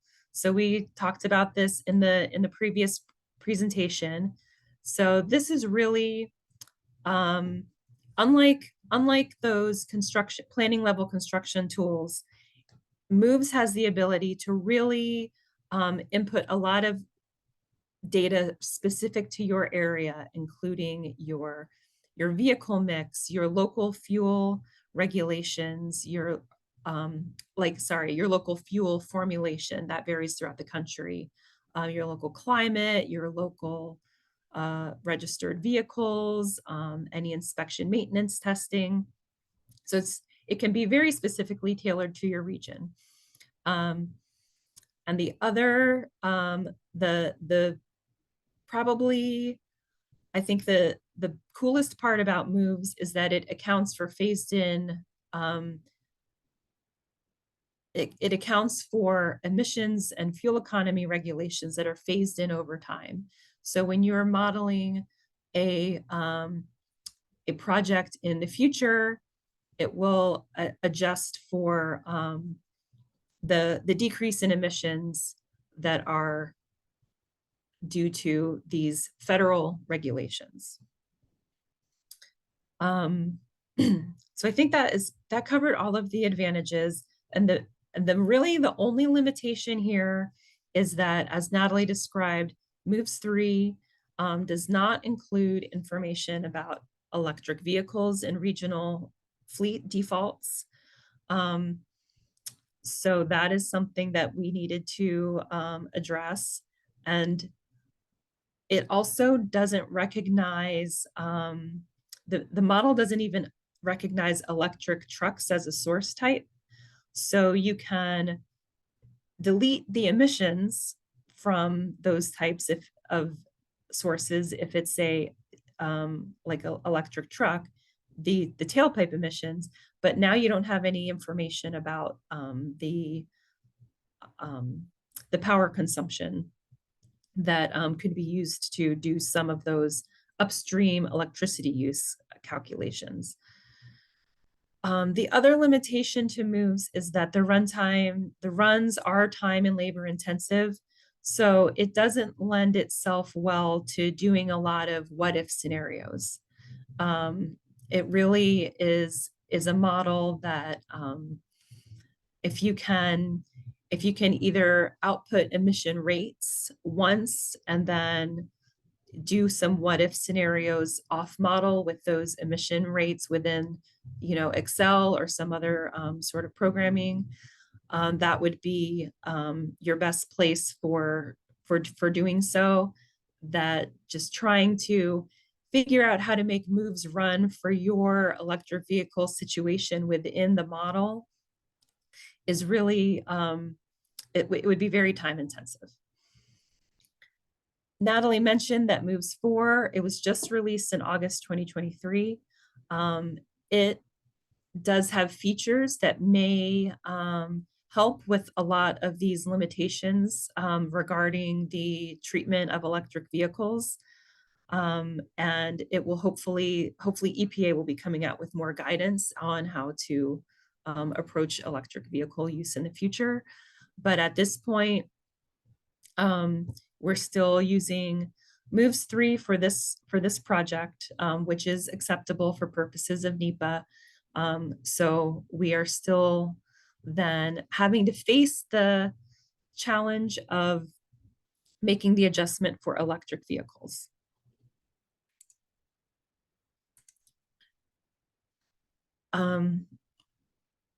So if you look at the table at the bottom of this slide, this looks a lot like the tables that Natalie showed in her presentation with the phasing in of the various vehicle types in that 2035 to 2050 time period.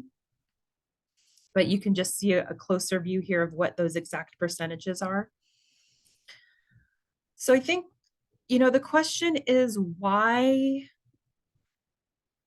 do we need to adjust for electric vehicles? And you can see on the first bullet here, this project is really one of the first EIS projects that are considering the impacts of electric vehicles. Typically, a large scale project like this would do an air quality analysis, and air quality analyses are usually looked at as more of like a worst case condition to make sure that you don't exceed any set thresholds. But the greenhouse gas does not have any thresholds that we're looking at. So there's no advantage to looking at a worst case scenario to just prove that you're below some limit. We really wanted to try to capture something closer to reality, because the purposes of NEPA is to disclose the environmental impacts. And if we were going to talk about impacts that have 50% more electric vehicles than are expected, that's not a great representation. The other problem is that if we are looking at these larger worst case emissions, when we look at the impact of the project, it could potentially overstate the reductions due to the project because you're taking a percentage of a bigger piece. So I'll talk about that a little bit more on the next slide. So in order to accomplish this, we did some off-model adjustments, and these 3 bullet points look a lot like a previous presentation, that a set of emission rates was developed for the different vehicle type and fuel type combinations. Those 3 representative vehicle types you see in the table, and the fuel and the 5 fuel types you see in the table. And then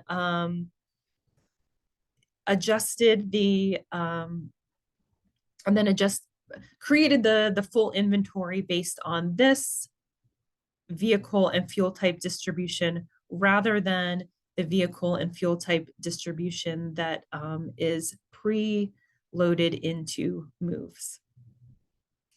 And then in addition to that, there is the manual calculation of the fuel cycle to represent the whole life cycle calculation. So we used a for the vehicle emissions due to gas and diesel and CNG and ethanol, applied the FHWA fuel cycle factor. And for emissions from electric vehicles, applied a factor that was based on the miles per kilowatt hour, which is the electric vehicle equivalent to fuel economy, and the local carbon intensity. And again, that was a local Portland Metro value, not the whole Pacific Northwest average. Okay, so now in this slide, we're going to look at the results of the emissions analysis. Because this was newer and we're all kind of learning this together, we went ahead and did both. We did the analysis both ways. We did the analysis as if without making any sort of adjustments for electric vehicles, just using the federal regulations for fuel economy that continue to be phased in over time and do show a decrease over time, as you can see in this kind of yellowish line here. And then we did another scenario where we did all of those electric vehicle adjustments. So what you see here is that, okay, so there's a couple different things to notice in this chart. This yellow and black, this yellow line with the black dashed area, this is with no EV assumptions added.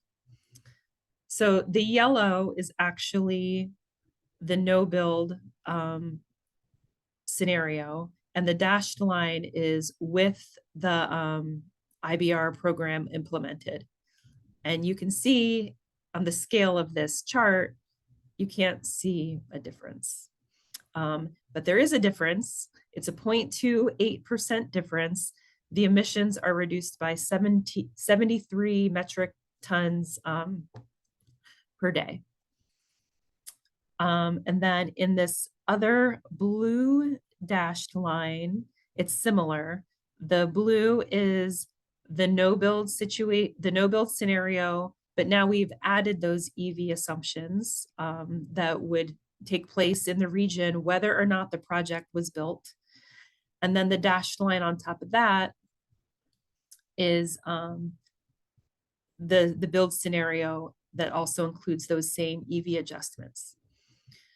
So again, it is a change that you can't see very well because we're talking about the whole 4-county Portland metro region here.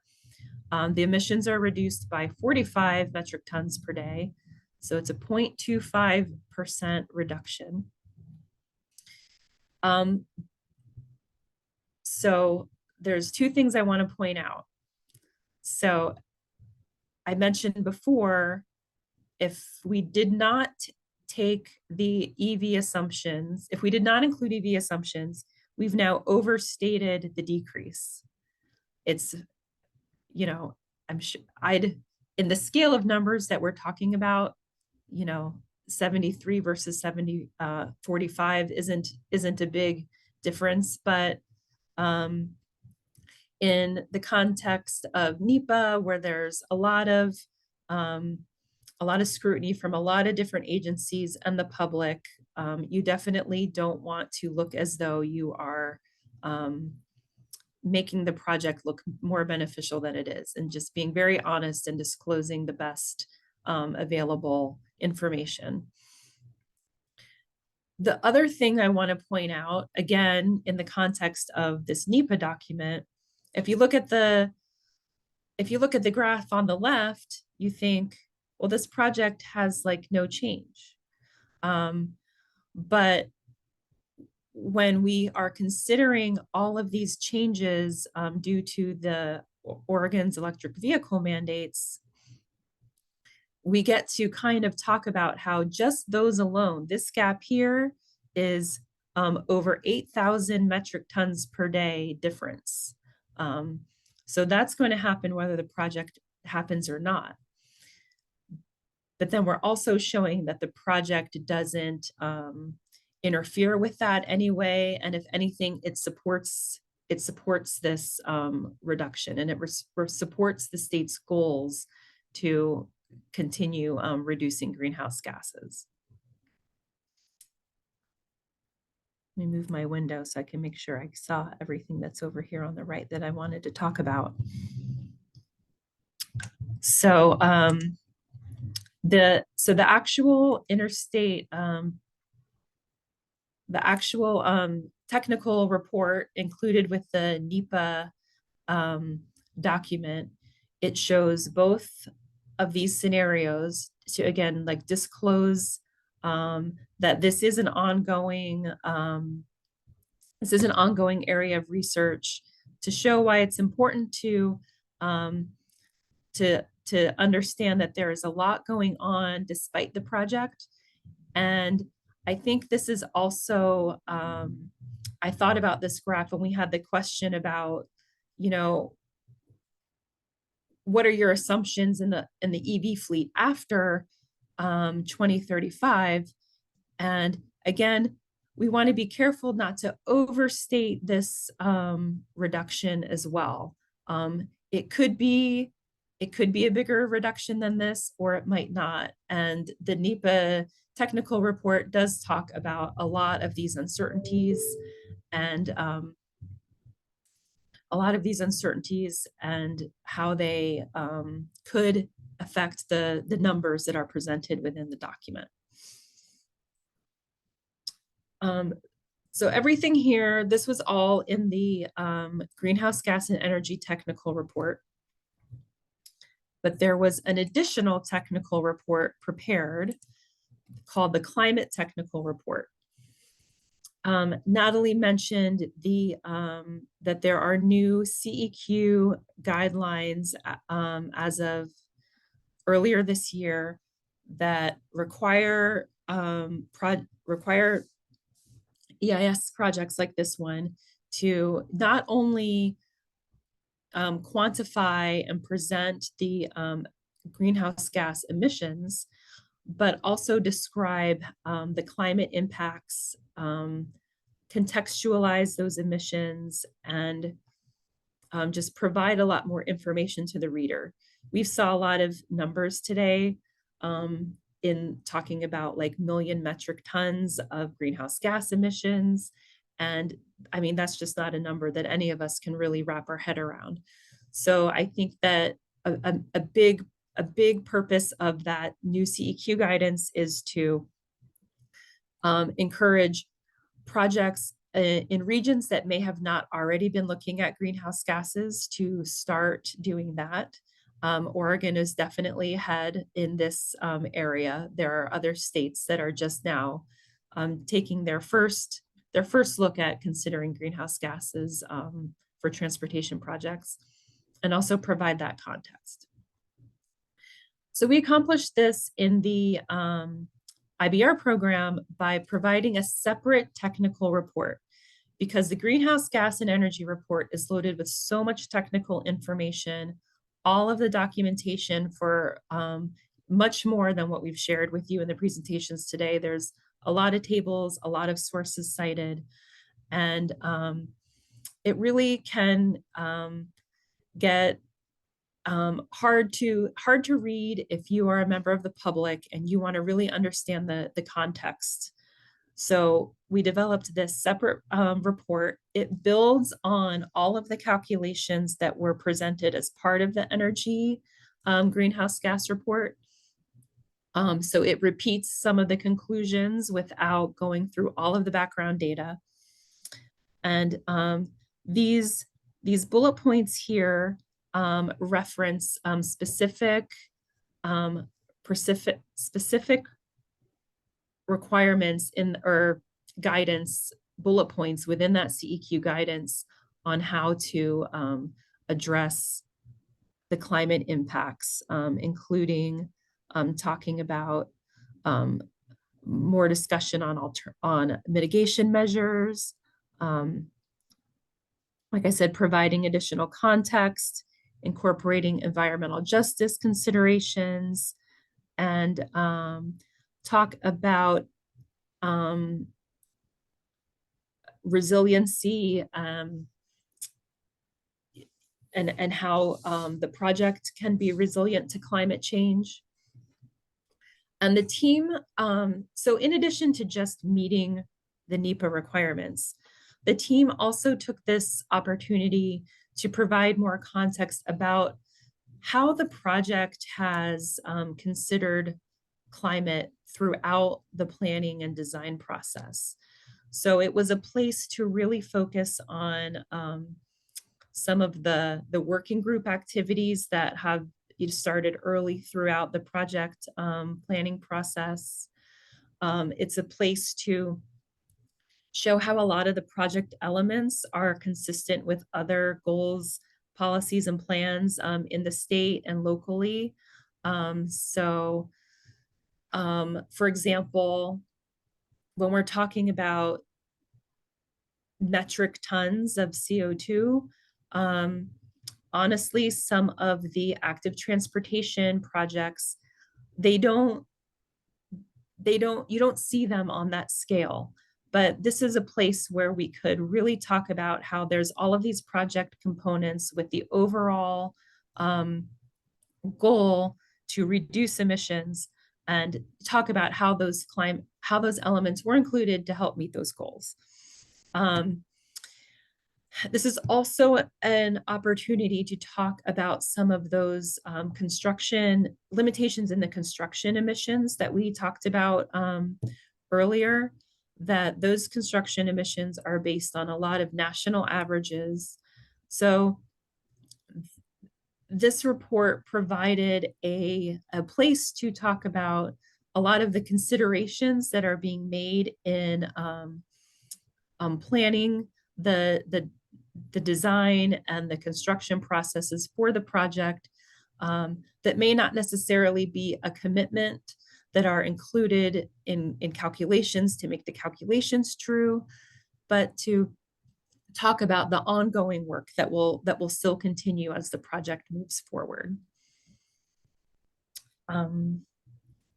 So that is the end of what I wanted to share about the project today. So I'm going to try to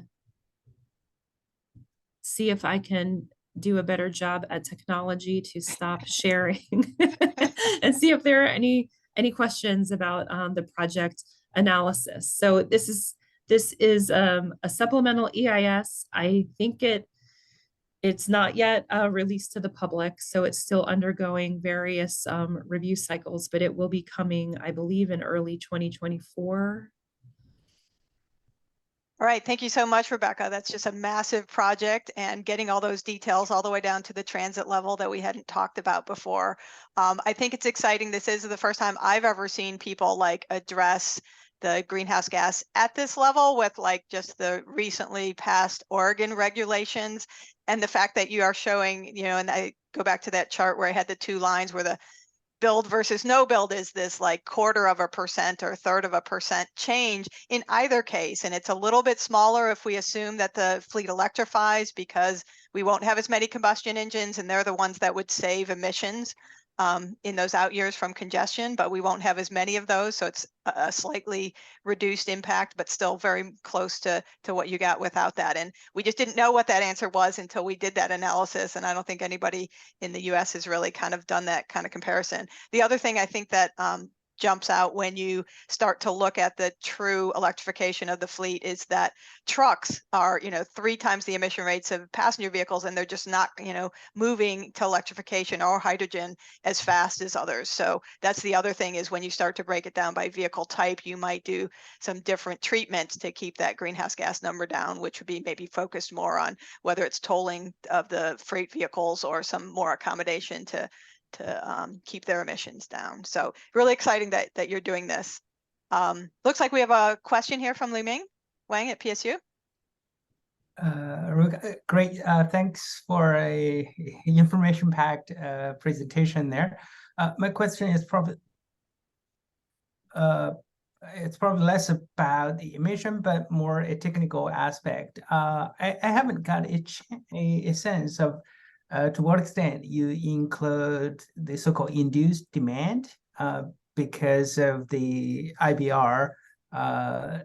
So can you talk maybe a bit about to what extent you incorporate induced demand of travel because of the new bridge, right? So potentially there are people moving, relocating business, household relocating. If we kind of make crossing Washington and Oregon, crossing the Columbia River a bit easier, the travel time more predictable, faster, and that would have an impact on greenhouse gas emission. That's what generally labeled as induced demand. Have you considered that part? And then to what extent you can talk about that? Appreciate.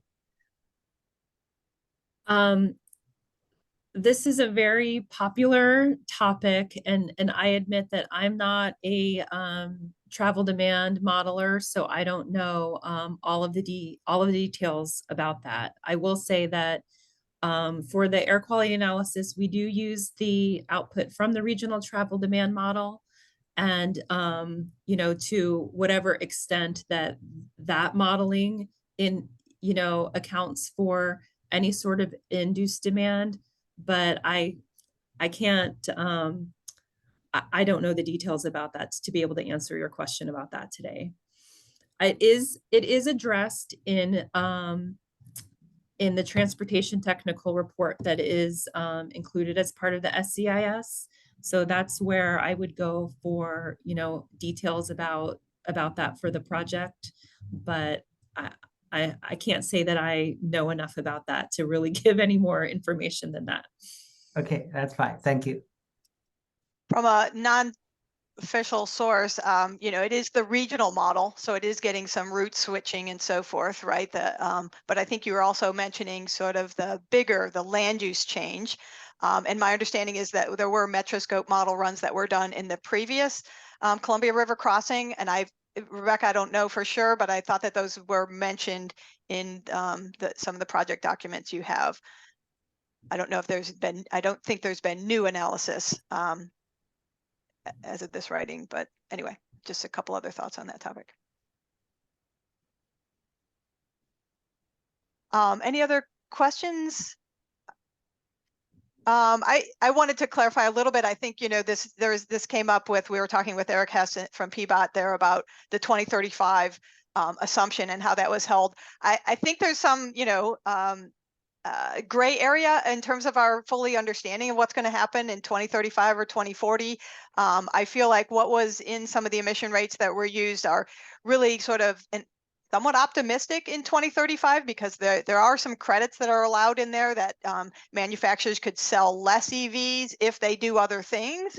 And also not all vehicles would be purchased here in Oregon, and that's particularly true for freight vehicles that are coming through. So I think there's some gray area in there. So our, you know, holding that 2035 volume is probably still a pretty good marker at this point for our best guess. So I don't think that that's that far off or that bad of an assumption at this point. The other thing that you had mentioned, Rebecca, was moves 4, right? So you're still using moves 3. Moves 4, I think, might be part of the RTP sort of in Metro. I think they're shooting to use the moves 4. So that would be the first time we'd use it in the state. It is supposed to beef up this idea of electric vehicles and have that national look, you know, now that the, you know, IRA and IIJA, those funding programs at the federal level are really like moving us towards that electrified future. So it will have the national, but it won't have Oregon's, right? So we're going to continue to have that sort of Oregon increment, that our regulations are a little bit more ambitious than the state. So continuing to be a challenge, but should help us to actually start to quantify that in a little better way. All right, well, if there's not more questions. Question from Eric in the chat. Oh, there is. Okay, let's see. Eric, if you want to chime in, or I can paraphrase. There you go. Yeah, perhaps less a question than a comment on that, because my understanding, based on our previous review of some of the technical reports, was that it was indicated that land use changes were outside of that. Though I appreciate Li Ming's question, because we we're wondering if such a significant project and improvement in such a bottlenecked area would really not induce land use changes, which we found dubious. But I believe that was not the intent, and I don't believe that it was changed in response to those comments earlier in the process. So, for what it's worth, not that this needs to be the space to hash all that out, but just while it came up. Appreciate it. Thanks, Eric. I told agree. you it was a popular topic.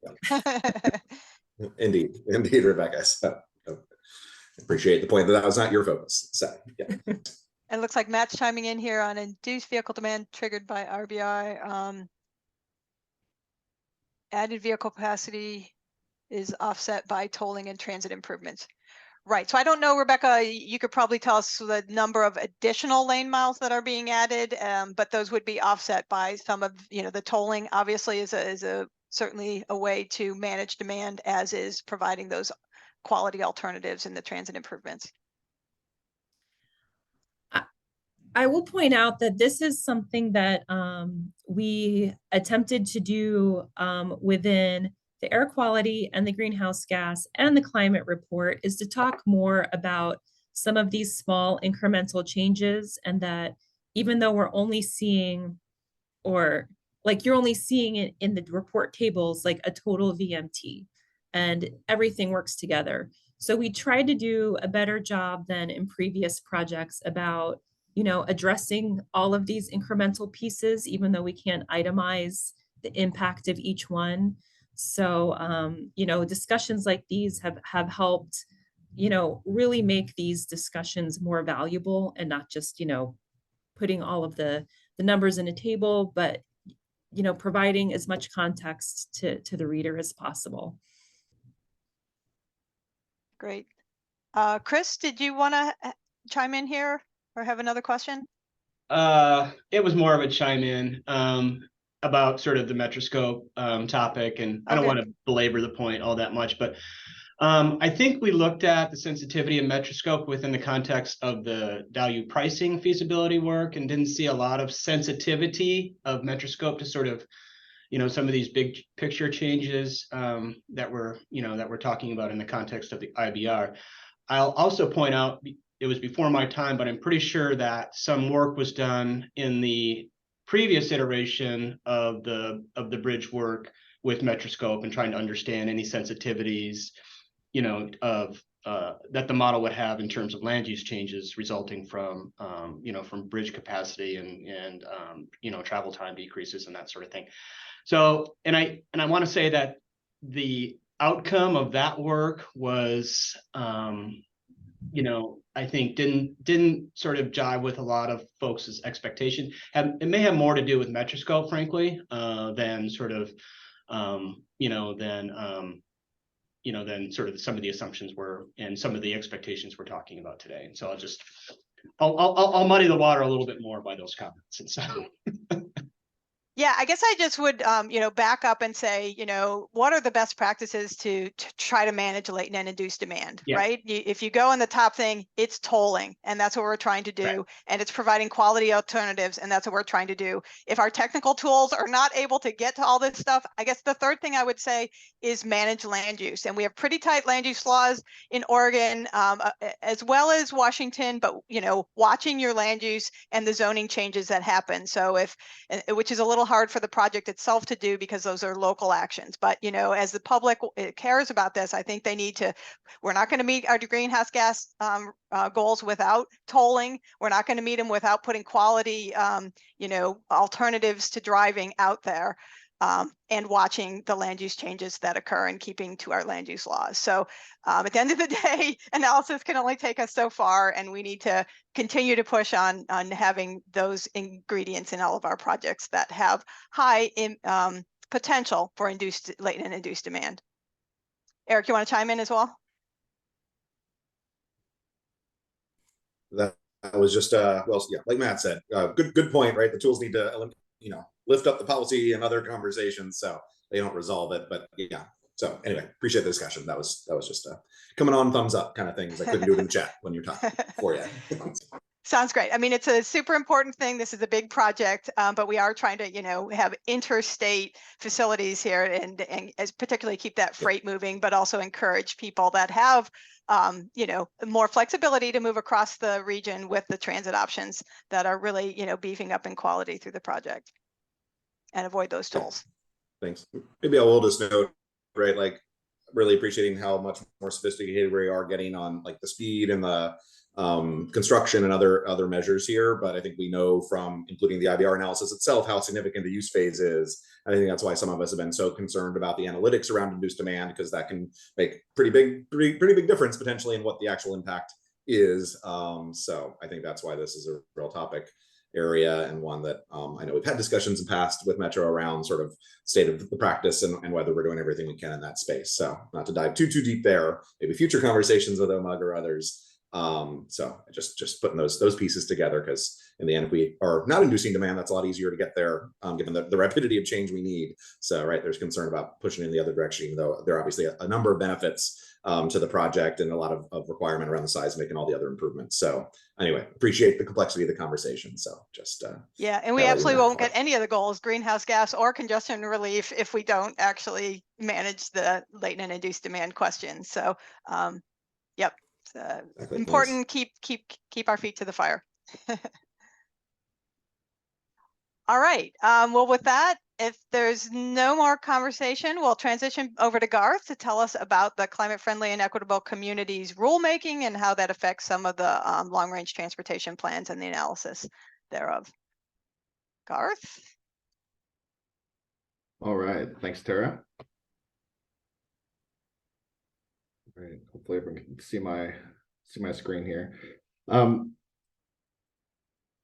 So I have a short technical presentation that I'll go through. I will say it's not going to be as technical as the last few have, but it seems like it's a valuable topic to provide an update to the group on. And then I've got some a closing slide to go through as well before we break for today. So first of all, this information is some that some of you may have seen through presentations to the OMSC Modeling Program Committee or the MPC. But again, I think it's some information that's really valuable to share, just so that everyone's kind of aware of all the different moving pieces. We've certainly heard a lot about the different facets and aspects of greenhouse gas considerations and how we incorporate it into our planning tools and analysis today. And of course, there's even more places where it's touching us and affecting us, and that we need to incorporate into other aspects of planning. Someone earlier today, I think it was Natalie, mentioned some of the outcomes of Executive Order 2004 in early 2020, and one of those outcomes was really triggering this climate-friendly equitable communities rulemaking process, or the CFEC. And so this is kind of that rulemaking process that DLCD led, which I'll say a key milestone was hit last year with the adoption of those rules, but it's certainly ongoing as well. And so I wanted to touch on a variety of things related to the rulemaking process, things that are going on now, or things that will be coming down the pipe related to those. And so that'll be affecting many of the attendees here in different ways, as we're either conducting analysis or supporting transportation planning projects in the coming future in Oregon. So I just have a few slides I'll be going through. The first one, I'm going to talk about a few of those different areas that are where there's endeavors that are currently underway or will be coming up. And then I have a couple slides touching on one of those specific ones that I've been involved with, which is some of the modeling and analysis guides update, working along with ODOT. So first of all, I mentioned the ongoing rulemaking. While there was the key milestone hit last year with setting some of that policy and getting those rules updated, there is continuous work on that. As we're getting into more of the implementation phase now, there's many ongoing discussions and continued clarifications and some proposed updates to rules as well. And so, to keep in tune with that, there is, I don't have it linked here, but there is a great web resource available related to the climate friendly equitable communities rulemaking. And specifically then if you, there's opportunities to link to some of the current rulemaking, the agenda packets, and if you want to get into the details with those and some of the ongoing work there.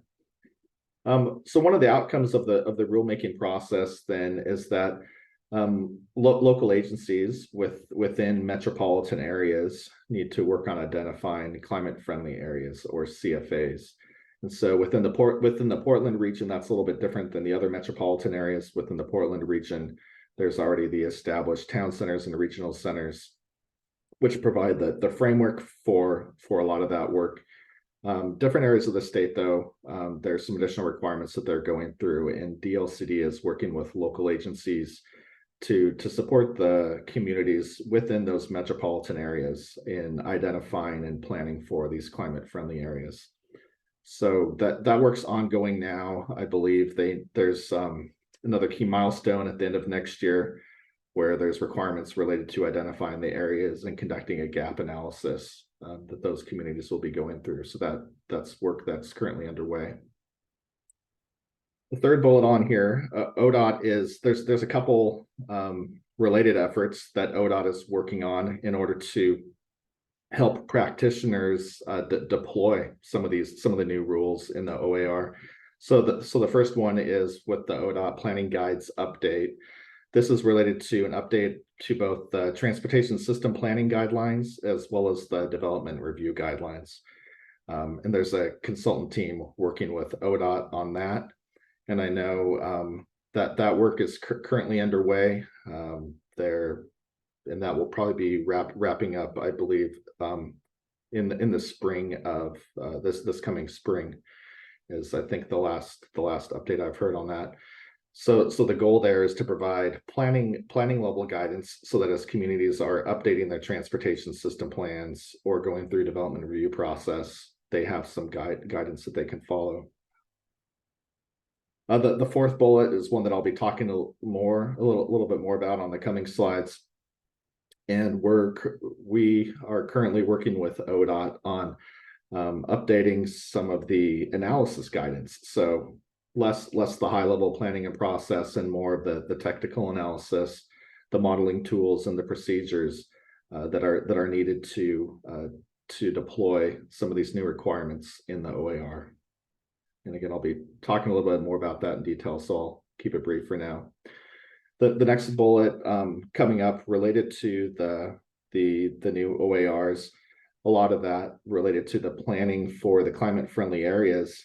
The key facets are providing a transportation system that allows for transportation choices that aren't reliant on a single occupant vehicle. So making these climate friendly areas more walkable, bikeable, transit friendly, so that people have opportunities for making the travel that they need to make, but in a less impactful way. And so related to that, there's additional inventory and analysis requirements built into the OAR now. And so ODOT is going to be conducting an inventory of these various metropolitan areas and the communities that are affected by the rules. And that work will likely be starting up soon, and that's going to be an ongoing project that's going to take a while because of the lift with all the data that's being collected. So the intent there is that as the local communities are then updating their transportation system plans, there will be this new wealth of data that can be used to help understand the conditions and needs for these multimodal systems. ODOT's climate office is up to a variety of things related to the new OARs. A couple of the ones that I'll highlight is some of the scenario planning work that's going to be conducted in the Salem-Keizer area, and then also to some degree in the Eugene Springfield area. And then there will be work work establishing performance measures for the metropolitan areas across the state. And so consistency that the metropolitan areas can use to measure to measure the progress towards achieving the climate goals that are laid out in this statewide transportation strategy.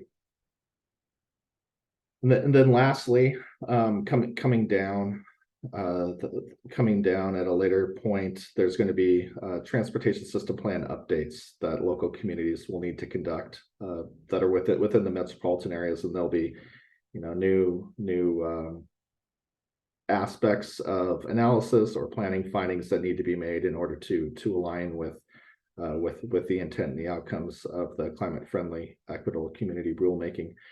And so I know ODOT's gearing up for that process, and I think that's going to be starting next year, and that will be a multi-year process as the slate of TSPs across the state are updated. So that's just a very high level look at some of the activities that are going on related to the CFEC process. That's not all of them. There's a lot of things to keep track of, but those are some of the key ones.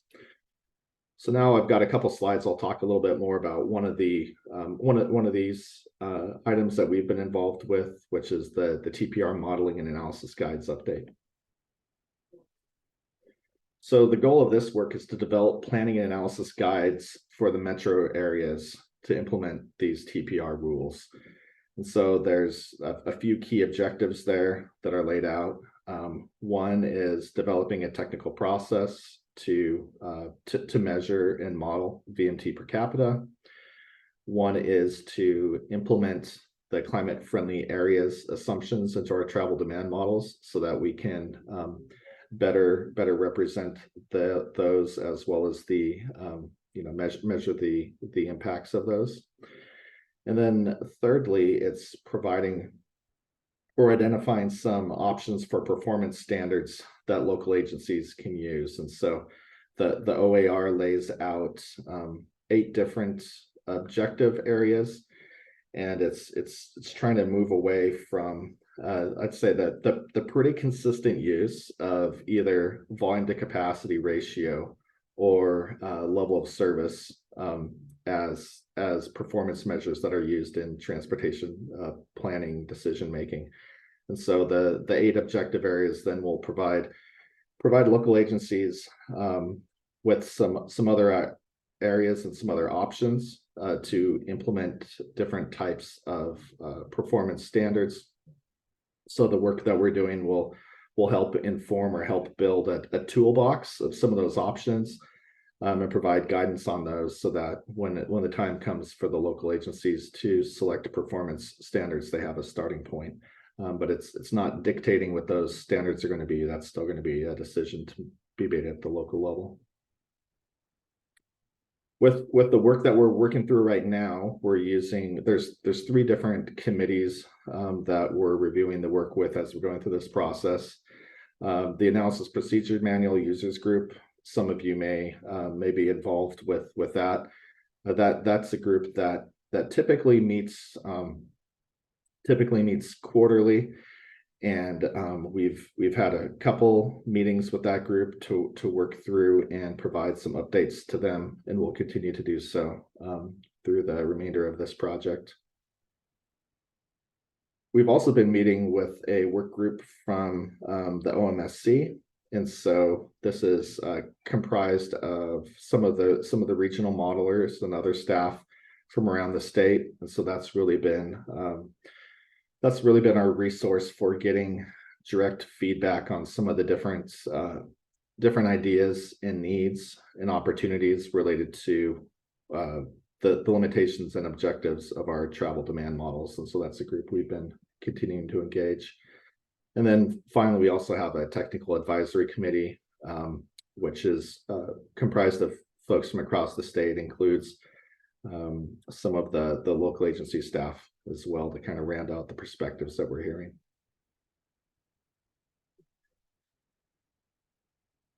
And then on this slide, just kind of a high level overview of the process that we're currently going through and where we're at now.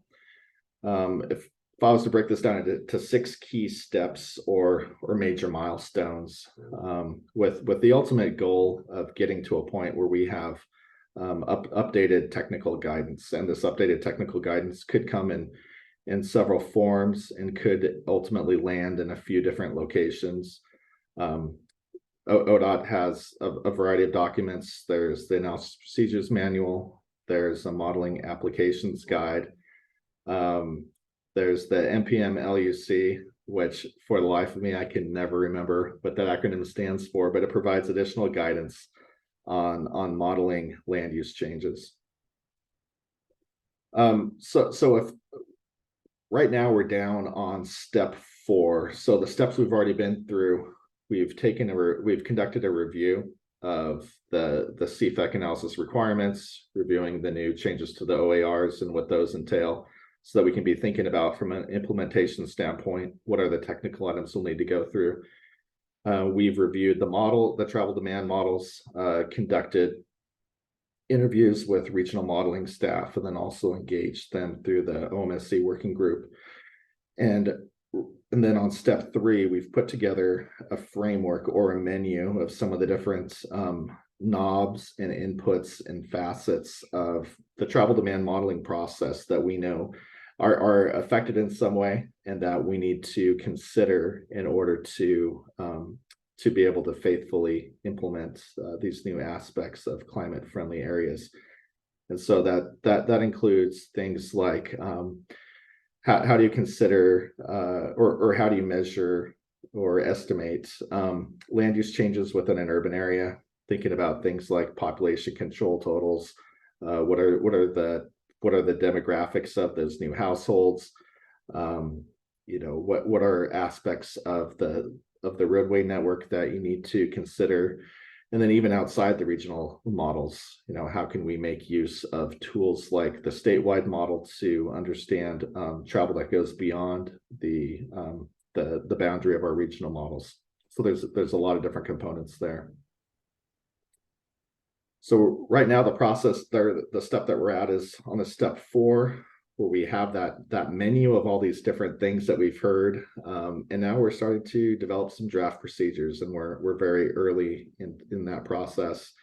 And then we're going to be conducting a couple case studies to test these out and to see how they're going to work, and then we'll be reviewing those draft procedures with the committee, and landing on what those draft procedures are going to look like. And then ultimately, next year in the spring, we're going to take those draft procedures that have been developed through the series of technical memoranda and implement them into the planning guides. So this work should be wrapped up in the spring. One of the key milestones is by the end of this calendar year, having those draft procedures generally figured out, because we want to be sure that we have guidance in place as communities move towards updating their transportation system plans. All right, so that is a really quick overview of all those different items. Probably have a few minutes for questions before I jump to our wrap-up slide. Yeah, Garth, if I could chime in, I just wanted to underscore, I think the CFA analysis is really just raising the bar on how in our models we're accounting for big changes in land use. So as the CFA or really anywhere in our model area where they would like, okay, we want to put some more multifamily and some more density here. We know that what comes with that is a change in demographics and household size and age mix and number of kids. And so we haven't really been accurately representing that in sort of our like business as usual. But so we're trying to get better about getting all those factors in, because we know all those things, really are influential in the VMT ultimately. So really appreciate the work that you and the team are doing and working with the Oregon Modeling Steering Committee to help us bring those better practices to our travel demand models. Yeah, and also note that thanks Eric and Tara for dropping a couple links in the chat. So there's some resources there if folks haven't seen that. Any other questions before we jump to the closing slide and go to the order? I might just underscore, I should say, that multimodal data inventory. So that is another contract that ODOT's got out, and right now everybody wants a lot from it. But I think we have some gaps in our inventory to support these rules, particularly in the non-state system, right? We collect data for the ODOT-owned system, but less so on the other systems. And so it's building a sort of a framework to do that in a consistent way and really to start filling that out. And I think one of the most the top objectives is to help us with the bike and pedestrians. So there's this technique in the analysis procedures manual called the level of traffic stress, and trying to feed the data so that communities will be able to look at their networks and sort of color code them as to it's a 1 to 5 scale. You know, would you take your kids on it? That's level 1 up to 5. And so we're trying to get the data that would feed that both at along a segment and then at the intersections in particular, because we know that you can be great, you know, running along and then hit a really challenging intersection to get across by walking or biking.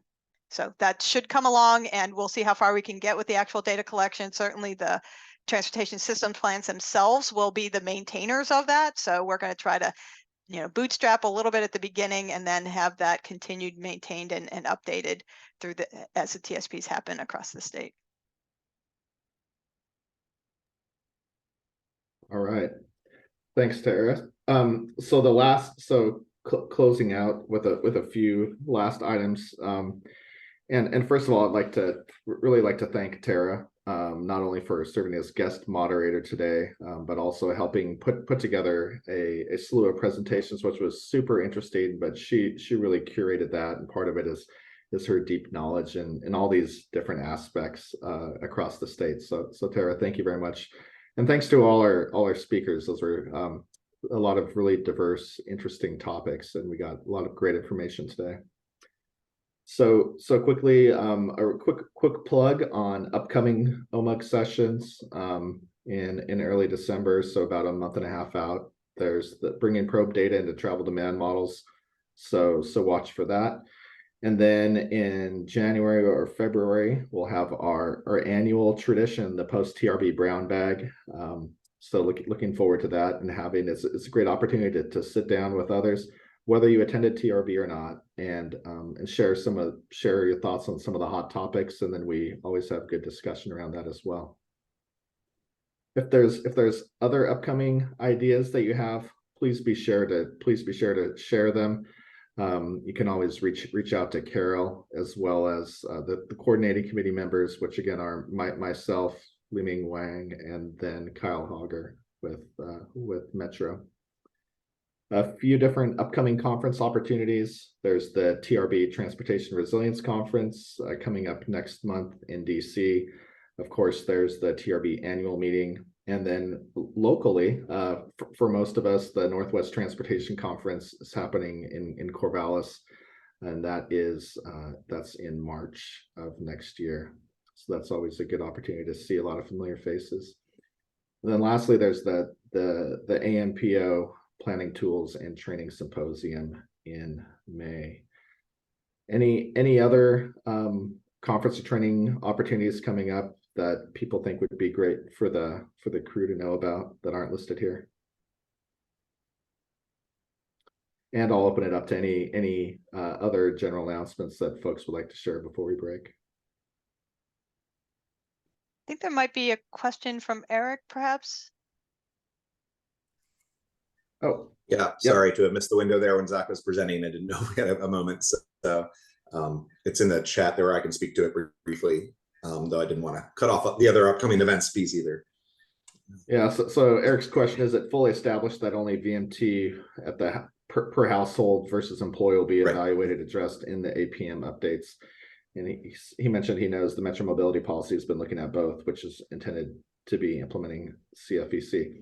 So the key item there is in the past, there's been different ways that people have used to measure VMT, and then even specifically VMT per capita. We know within our modeling tools, there's different opportunities we can use there based on trip purpose or how we're measuring VMT. The rules are pretty clear that it's essentially getting back to travel at the household level. And so it's tracing it back to the household level, and it's really where that household is located. And so as it's being reported within a community or within an area, it goes back to the households within that area. If the households are located elsewhere and they're maybe working in that area, that's not necessarily inventoried or tracked or accounted for, tracked back to that location. It's where the people live. And so that's where we may need to make use of SWIM or other tools to understand that reaction outside of the metro area. But the details we're still working through, but that's just the general basis. Is it's back to the household level. Great, thanks, Garth and Tara there. And not to adjudicate policy conversations here, I certainly acknowledge some of that. I think part of it is, and honestly, I've had conversations with DLCD staff and others around some language in the target rule, which is adjacent to some of the TPR rules that actually have both in there. And it has felt to me that there is still some uncertainty, though. That's why I'm asking if we're going ahead and implementing them. Maybe there's been more decision than earlier in the sort of policy development process. And maybe that's something I need to raise up as DLCD is taking updated actions for clarifications. I realize. So that's sort of the basis of the question. But thank you. I really appreciate some of that, sort of technical challenge, and including, I think that's an active debate still at Metro, which obviously has delegated authority to establish some of this implementation in the Metro region. And so making sure we're understanding how we could do the employee based is part of that question too. So that's why I'm bringing it up here. Yeah, and just real quickly, I know one of the discussions that's come up is that if you're looking at in an area where employment occurs, you still want to encourage actions being taken that reduce VMT. And so how can you encourage or acknowledge or measure some of those actions that might be taken in those areas, which are maybe beyond the actions taken where the household itself is located? So yeah, thanks for bringing that up, Eric. Totally, yeah. The eco rule update, right, as part of Every Mile Counts effort here at the state, for example. And then, right, we just recognize that, certainly in the metro region, when often 90% of people are leaving their household-based jurisdiction to go to work every day across the region, that's the challenge we're talking about in many ways, right? So anyway, it does feel like a major demand driver. So yeah. All right. Well, thanks for bringing that up, Eric. All right, everyone. It looks like we're at time today. Again, appreciate you all attending, and thanks again to all our speakers on the fascinating topics. And as always, if you want to catch the recording or the presentations, you can visit the OMUG website, and that will be posted up there later. So thanks all, and thanks Carol as always for running the show. All right, bye everybody. Thank you.